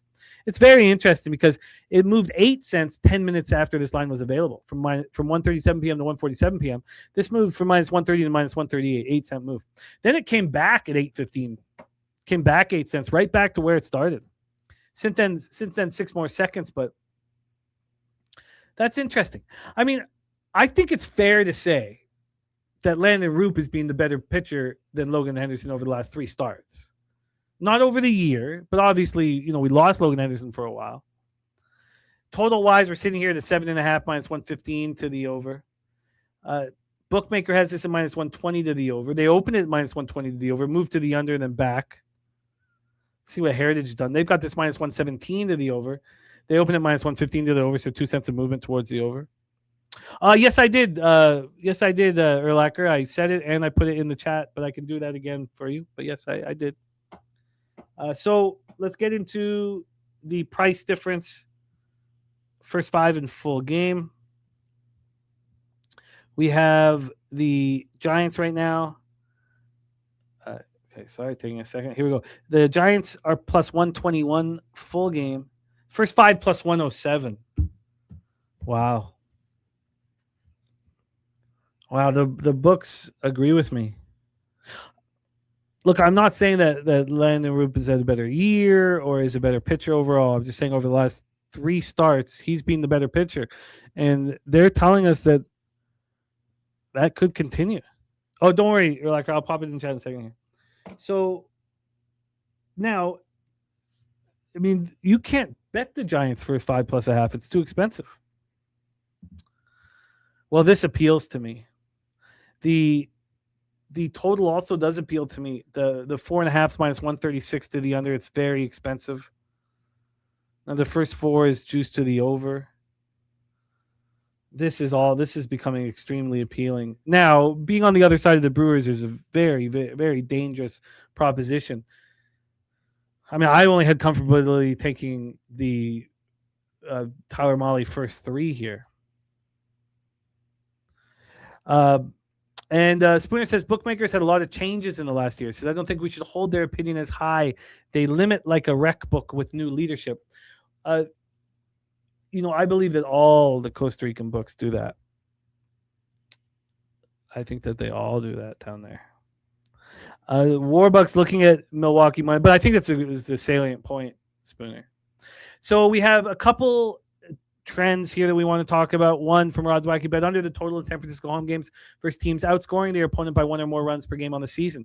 Under's record during 2026, 7-0. Then Rod says bet under the total in Landon Roop starts as a home dog of plus 100 or more on his record since 2024, 6-0. Yeah. And again, I would want to stick to early here. This is interesting. And Dan H saying Brewers bats cooling in July and just started this long road trip. Shutout so far tonight. Power numbers dropping. So let's take a look at the cash flow here for this Milwaukee. I can't wait for this game. I love late night games at Oracle. It's so much fun. I find them a little easier to predict. 92% of the tickets, 90% of the cash on Milwaukee. I wonder if we should wait. Honestly, why wouldn't we wait? It's not like the first 5 is going to move even further. I mean, to Roop, we're already priced out of the first 5 plus a half. We should see if this line moves towards Milwaukee. But I think this is the spot for the Giants. Giants early and early unders. Let's see how much the first 3 under will cost here. And then we can move on to our final spot on the board and then quickly run through the WNBA. So I think this is requiring an investment. Come on, take me over there. I just want to see the first 3 and we'll move on. Here we go. Okay, the first 3 under here in Brewers Giants. The total is a 7.5 minus 115 to the over. So the first 3 under should be extremely expensive. Should be at least minus 155 for the first 3 under 2.5. And the first 3 under is minus 135. That'll be minus 155 in the morning. I think those need to be bet. I think first 3 under, first 5 under, and then Giants first 5. Keep it simple. I think that's how we bet this. All right, let's roll. I said that we're probably better off waiting, but we probably are better off waiting. It appears with 90 and 90 on the Brewers that the line's going to be moving towards them, or more so, even though there's already been one buyback. Okay, let's talk about 10:10 p.m. Eastern action. Our final spot on the board: Seattle Mariners 50. Oh, in MLB, Seattle Mariners 52 and 54. Mark Sosowski also liking those underlooks: 52 and 54, 22 and 31 on the road. At the Los Angeles Dodgers, 67 and 39, 31 and 19 at home. We're at Dodger Stadium in Los Angeles, California, right off Echo Park Boulevard. There, minus 3% runs, plus 4% homers, plus 2% doubles and triples, minus 11% singles. For some of you, Erlacher, for some of you guys new to the show, I was egged on Echo Park Boulevard once. A tough afternoon. You know what they would say to me at Echo Park Boulevard here as I throw my MLB record in for our friend Erlacher. And of course, Erlacher, I put this out on X every night, but what they would say to me before I got egged or anytime I would need to try to get away quickly before I got robbed or jumped was, hey, dude. That's what they would say. And then I was in big trouble. There you go. A little backstory. We have Luis Castillo, 3-9, 4.85 ERA, 1.33 whips, got a 4.42 expected ERA. Luis Castillo has earned the opportunity to get back into the starting rotation, but he's not being... I mean, it's a far cry from Luis Castillo of old. Remember last year, he did 3.54 ERA, 1.18 whip. It's a far cry from there. A shout out to Markel in the house. We've got a ton of cappers in the Miami area, Markel. If you're down there right now, Cuban Connect, my main man, but we got a bunch. Elio, our guy Topset. Come on, we got a ton. July 21st, 7 innings, 4 hits, 3 earned runs, 2 homers, 3 Ks, 2 walks, 4-2 loss at home versus the Reds. It was a good start. I mean, it was a quality start. The start before that at the Rays, 4 earned runs over 5 innings, 9 hits, did not look good. I think it's fair to trust him a little more at home than on the road, and here he is on the road. Let's talk about Eric Lauer on the other side of things. Dan H says no opener tomorrow with Castillo. At this point, we don't have one, so none listed, so we'll have to see. Now, also, I see Justin Robleski here under RotoWire, right when I was going to break down Eric Lauer, and we don't have Eric Lauer listed here. So maybe it's not Eric Lauer. Let's see what who the books have here for our final spot on the board. If the books have nobody listed. Wow, that is key. Will this be Robleski or will this be Lauer? Now, a pretty big difference, but Lauer pitching better. Yes, Markel. Markel, hit me on X. DM me on X and I can hook it up. Well. We need to know who's pitching. So I think we can let that go. I think this is important. I think the fact that the Dodgers are not hitting righties hard is extremely important. We all have a bias in our head, a vividness bias of the Dodgers destroying righties. They're just simply not doing that. 245, 707 OPS over the last 30 days. And then the bullpen's not pitching that well either. 4.50 ERA, 1.37 whip. And they're coming home. They come home after a long trip. I don't want to talk myself into Luis Castillo, but this total is at 9.5. It's minus 105 to the over. It has yet to move. And then on the money line, again, with no pitcher listed at the books, we have no movement, just sitting here at minus 180 for the Dodgers. So why don't we wait and see? Oh, and Mark Sosowski, Cap Robleski. Okay. Well, Robleski is a high-character young pitcher who I believe in. And he's pitched great at home. He's pitched great in all situations. So we will have to be patient there before we can really put together any kind of scorecast script.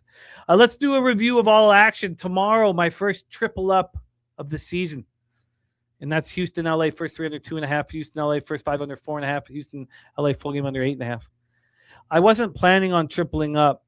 I tripled up because I knew I was going to beat the line at 8.5 minus 120 to the under. And I thought if I did beat the line heavily, I should move on these first 3s and first 5s.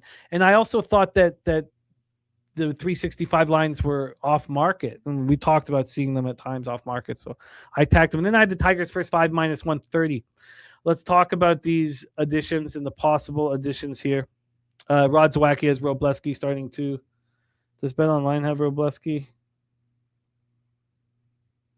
BetOnline has Lauer listed. Now you could say you only want the Mariners pitcher listed or just action. But I'm going to wait here. I'm going to wait on this one. So action for me, the early games I didn't move too many on. Marlins first 5 does appeal to me. I'm going to wait at this point. There is some interest in the first 3 under. I could move on the Marlins first 5 tonight. I just have to really weigh. Is it expensive enough? Should it be more expensive? Then the Tampa Bay Rays first 5 minus a half, full game minus 1. Look, call me square and pay me my money. Is what I hope to say at the end of that game. Then Blue Jays Nats. The rain is going to wreak havoc on the Blue Jays Nats. It's going to wreak havoc on the Braves Mets. That's too bad because they're two really fun matchups. Then Royals Minnesota Twins. The most interesting market here today is that the Kansas City Royals Minnesota Twins first 3 under 2.5 is the exact same line. The exact same line as the Yankees first 3 under 2.5. And the Minnesota Twins full game is a full run higher. I've not seen that. I've not seen that all year. Not one time. So what does that tell us? I guess what it tells us, if it stays like that, is that we should bet the first 3 under 2.5 in Royals, Minnesota, and bet the first 3 over 2.5 and the first 5 over in the Yankees game. Again, I mean, the Yankees don't hit lefties. Can Anthony Kay slow them down? I mean, there's a lot that's going to have to go into it. But Twins first 5 minus a half and Twins full game minus 1, I really want. I want to back the Twins. I want to fade Lugo on the road, even though Lugo is capable of stepping up. The Yankees, White Sox, maybe that turns into a first 3 over and a first 5 over. I will let the market dictate that. I have some interest in the first 3 under in Cubbies, Cardinals. The Astros, LA Angels, that's my triple up. Then I have some interest in Gage Jump first 5 plus a half.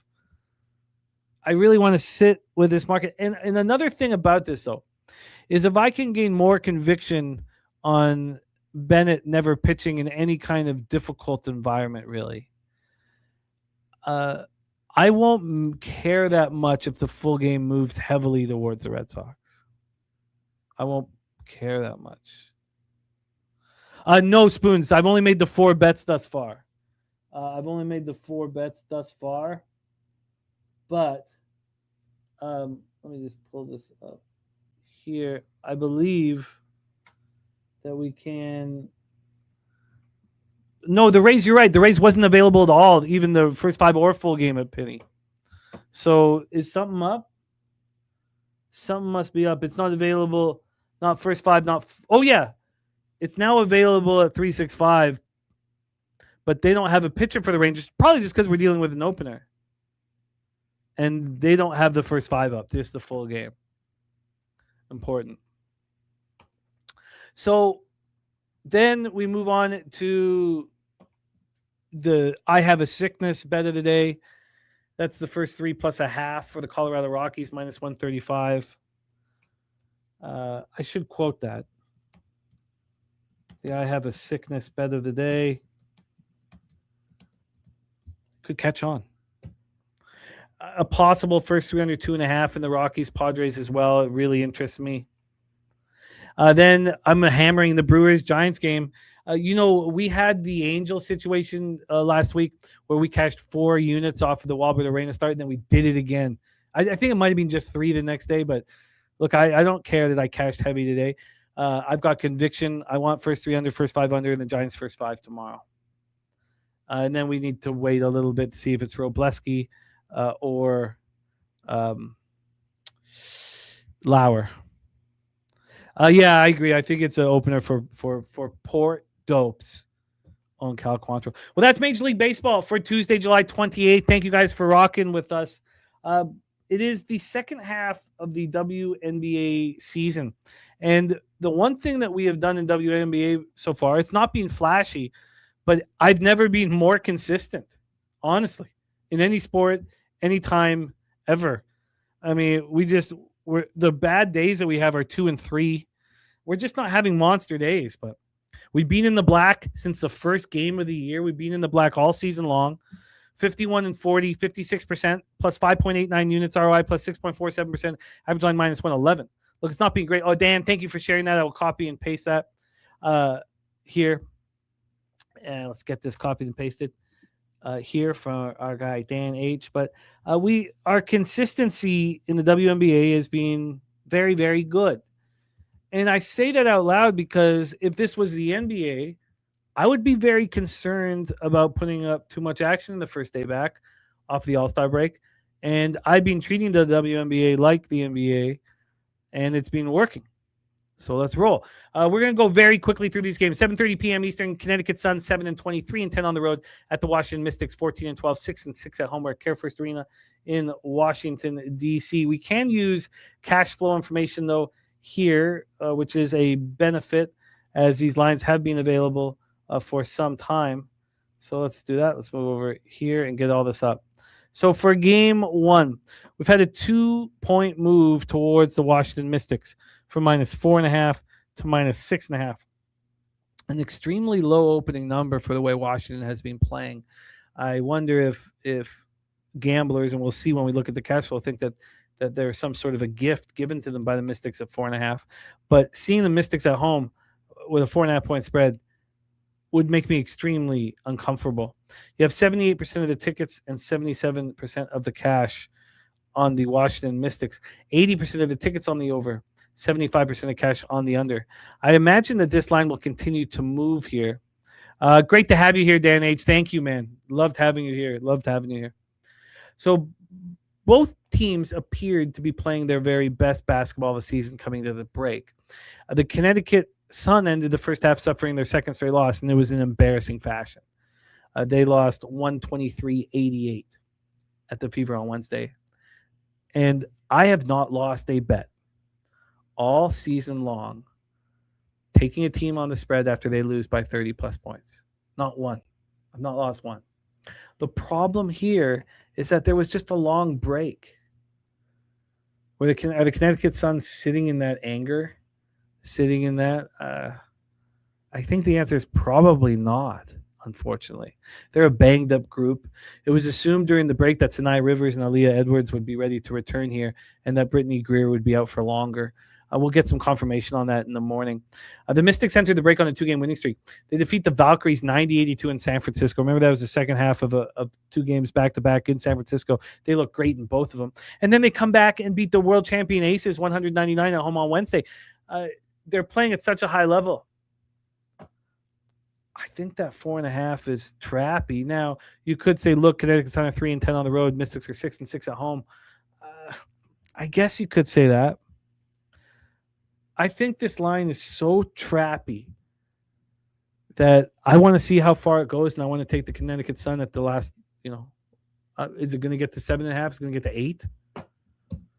Starting at 4.5. It's just, how could it possibly, with the way that the Mystics are playing, start? So I have interest in the Sun. I'm not going to bet it tonight. I want more than 6.5, and I'm not even sure if I can get there at 6.5. But there's no way I'm taking the Mystics with it opening up at 4.5. No way. No way. So, and also, I think this is the best case scenario to stay off and to wait, because if this moves back towards the Sun, you can have more confidence. So the Sun interests me very much, but I must wait. That 4.5 is just, come on. It just makes no sense. Next ball on the board, 8 p.m. Eastern, Toronto, tempo 10-16, 4-6 on the road. The Minnesota Lynx 22-6, 10-4 home. We are at the Target Center, Minneapolis, Minnesota. The tempo could have both Nyara Sabali and Kiki Rice available for this one. They're both back practicing, so we'll find that out tomorrow. They come in losers of 3 straight. One thing that I do believe in NHL and in MLB and in NBA is that teams that are terrible, that are suffering loss after loss after loss, I really do use the break. It's nice to get away from it all. You can come back kind of re-energized. The Tempo were looking terrible down the stretch. Losing Sykes was heartbreaking. They come in losers of 3 straight. The Lynx have Nafisa Collier back and have won 7 straight games. This is a home and home between these two teams. They'll be back in playing in Toronto in a couple nights' time. Line history-wise, this total opened up at 183. It's now 184. And then on the spread, this Tempo went from plus 14.5 to plus 15. Plus 14.5 to plus 15. And then when it comes to the cash flow, the Tempo have 93% of the tickets and 89% of the cash. That's unbelievable to me. 60% of tickets on the over and 91% of cash on the over. That is absolutely unbelievable. And Dan says, does the All-Star break kill the momentum for the Mystics and the Suns shake the poor playoff? It's very possible. Very possible here. I'm astonished that much money and cash is on the Toronto Tempo. I would like to say one quick thing, and we don't have time to wax when we talk sports here in these shows. I'm trying very hard to keep it under 2 hours. Now I've already gone over. It's okay sort of to do it on the night show, but I can't do it on the morning show because we got the daily session afterwards. But in saying all this, if you notice, I'm beating NBA every year. Last year was my first full year of WNBA, and I lost. This is my 4th year capping it, but my 2nd full year. It's that I'm focusing solely on sides. I do not believe that I have an advantage in totals, except some team totals and some unders, but very, very, very few. If I can succeed, now I cap differently. I really love the situational spots, and I think it takes precedent over the numbers for me. But it's sides where I think I may have an advantage, where I think I have a chance to succeed. That's just an aside for me here. Mark A, like in Toronto, at plus 15, says we wait. I do think that, if Sabali and Kiki Rice are here, that they're going to have some excitement. I've also done a terrible job at trying to say, okay, this is a Tempo first quarter spot. In the times where I've taken the Tempo early, they've lost those bets and covered the full games. Let's talk about my only bet on the card right now, 9:30 p.m. Eastern. Indiana Fever, 17-10, 6-5 on the road at the Seattle Storm, 6-23, 4-10 at home at Climate Pledge Arena in Seattle, Washington. The Fever coming to the break up 3 straight wins. Last one, that dominant 123-88 victory at home over Connecticut. The Storm coming off their 6th straight loss in 8 to 9 games, 86-76 at home to the Lynx. And this is what I'm talking about. This has been a massive move towards the Fever. We expect Caitlin Clark to play, but she's dealing with the back injury. And by the way, Warbuck says Lynx haven't covered the spread in 10 games. Does it happen here? Wow. I didn't know it'd be that long. So here, line history. This has gone from 6.5 to 9.5. And look, I said that's too far. I said that's too much. I don't generally do this in NBA. I've done it quite a bit in WNBA this year. This total's gone from 181 up to 184.5. I just think it's too many points. Look, the Storm were playing good basketball. They were in all these games. Yes, they're on a big losing streak, but I think the break helps them here. And I think it's too many points. We get to the cash flow. 53% of the tickets are on the Fever and 93% of the cash. Look, big bets have come in the Fever. It moves to 9.5. Okay. Well, it's gone too far. 80% of the tickets on the over and 90% of the cash is on the over in this one. Next spot on the board, 10 p.m. Eastern, Portland Fire, 11-16, 5-9 on the road at Las Vegas Aces, 18-8, 7-5 at home. We're at Michelob Ultra Arena in Las Vegas, Nevada. Man, that was an easy win on Portland against Dallas Wings on Wednesday before the break. Portland is more than the sum of their parts, and when they're like a 7-8 point dog at home, they've become almost a must bet. Mark A's with me on the Storm. I love hearing that, Mark. They become almost a must bet. They lost 2 straight before the break, but 101-93 in Minnesota. They were all in that game all game long. And then that was on the 18th before falling 101-97 at home versus the Wings on Wednesday before the break. But, on the road in these situations is not really where I want them. Now, the Aces coming off their second loss in 3 games, 199 the Mystics last Wednesday. I got that one wrong. And here, I would like to have action, or I would like to fade the Aces in their first game back off the All-Star break. But I don't really trust Portland on the road. Let's get into the line history here. This total opened up at 175. It's now 179 from a point spread standpoint. This is 11.5 point spread. It's not moved. I mean, this would be one-way traffic for me on Portland, but it's public. It's a public dog. 67% of the tickets and 83% of cash on Portland. Line's not moving. I would have some interest in Portland here, but I don't want it. It might be a first half play also, and I'm certainly not going to bet it tonight. Let's talk about the final spot on the board. 10 p.m. Eastern, New York Liberty, 15-12, 7-7 on the road at the LA Sparks, 10-16, 5-8 at home. We're Crypto.com Arena in Los Angeles, California. Take a look at the line history here. Liberty opened up -3.5. They're now -4. From a total perspective here, we opened up at 186.5. Now 183.5. We have injuries for the Liberty, and it doesn't look like anybody's coming back off the break. We're going to get a better sense of that in the morning. And then, of course, Sparks are still waiting here. The Sparks are still waiting, for Kelsey Plum. She's not coming back anytime soon. Shout out to Jerry Davis in the house. Coogee Cam in the house as well. Mark A saying Plum is back. I tried to look that up today, and I didn't get that confirmation. I mean, obviously, that's crucial information, and we'd probably want to fade Kelsey here. And yeah, doing on-court work, ready to go. Reality check ahead. On-court work, close to return.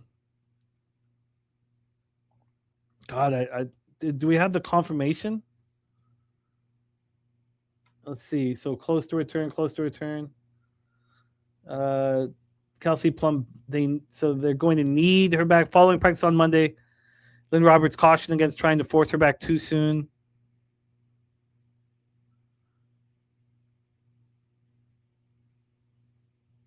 So, okay, so yeah, I'd like the confirmation there.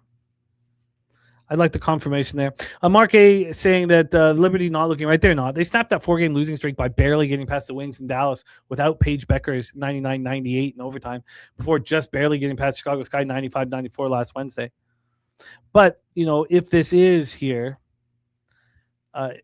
if this is a spot where Plum is back, I'll find the Liberty. If the Liberty have nobody coming back, Plum comes back, line moves towards the Sparks, the Liberty will be extremely appealing. Liberty if Plum is back. I think we'll leave that at that. So we got a lot of information that needs to come in, but my only bet right now is on the Storm. Dan H says Mabry's cleared 23.5 when playing against a team with a losing record after 15 plus games.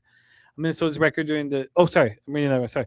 Sorry, I'm reading to it. Mabry is cleared 23.5, 6 of 9 games when Sykes is out, and the line settles at 23.5. Sykes is out tomorrow for sure. She's not coming back anytime soon. So he's looking at over 23.5 with Mabry. Rodswire says, bet against Minnesota when playing against a team with a losing record after 15-plus games. Minnesota's record during 2026 season, 0-7 against the spread. That is our show for today. Let's go out there and get this money, man. These nightly shows help me so much. So thank you for being here. Thank you for your edges and your angles. Thank you for the support. We're trying to build up these nighttime shows because we're trying to decide what the schedule will be like come football season, which is right around the corner. Thank you guys so much. Dan H, Rod Zawacki, Mark A, Coogee, Cam A, Yo, D, Warbucks. We had Spooner in the house as well. Mark Stasowski rocking with us. Markel ready to rock and roll. It was great. Thank you guys so much. Erlacher back where he belongs, running with us. Nasty Nate, the wager detective. Thank you guys so much for running with us. Thank you to our guy Swiggy on the ones and twos. Let's go out there and get this money, man. Let's go out there and get this cash. Get out of life what you put into it. We're working hard. Let's benefit. Let's leche. Los bookmakers. Milk that shit. It's easier to sleep in the black when you're losing your ass and feeling so. You know what to do. Tune in to Pop Sports Radio. Easier to sleep in the black. It's easier to sleep in the black. It's a roller coaster ride, you're gonna catch a bad beat. No problem, keep your head up and just bet the spreadsheet. It's easier to sleep in the black. It's easier to sleep in the black. All thanks to Jeff Slaughter, these shows have our backs. POD's always rolling, especially the stats. Easier to sleep in the black. It's easier to sleep in the black. We got Jimmy, Jose, Debbie and the fam, Dutch Wine Time, Spooner and OG Wham. So hit the like button, don't say that you can't.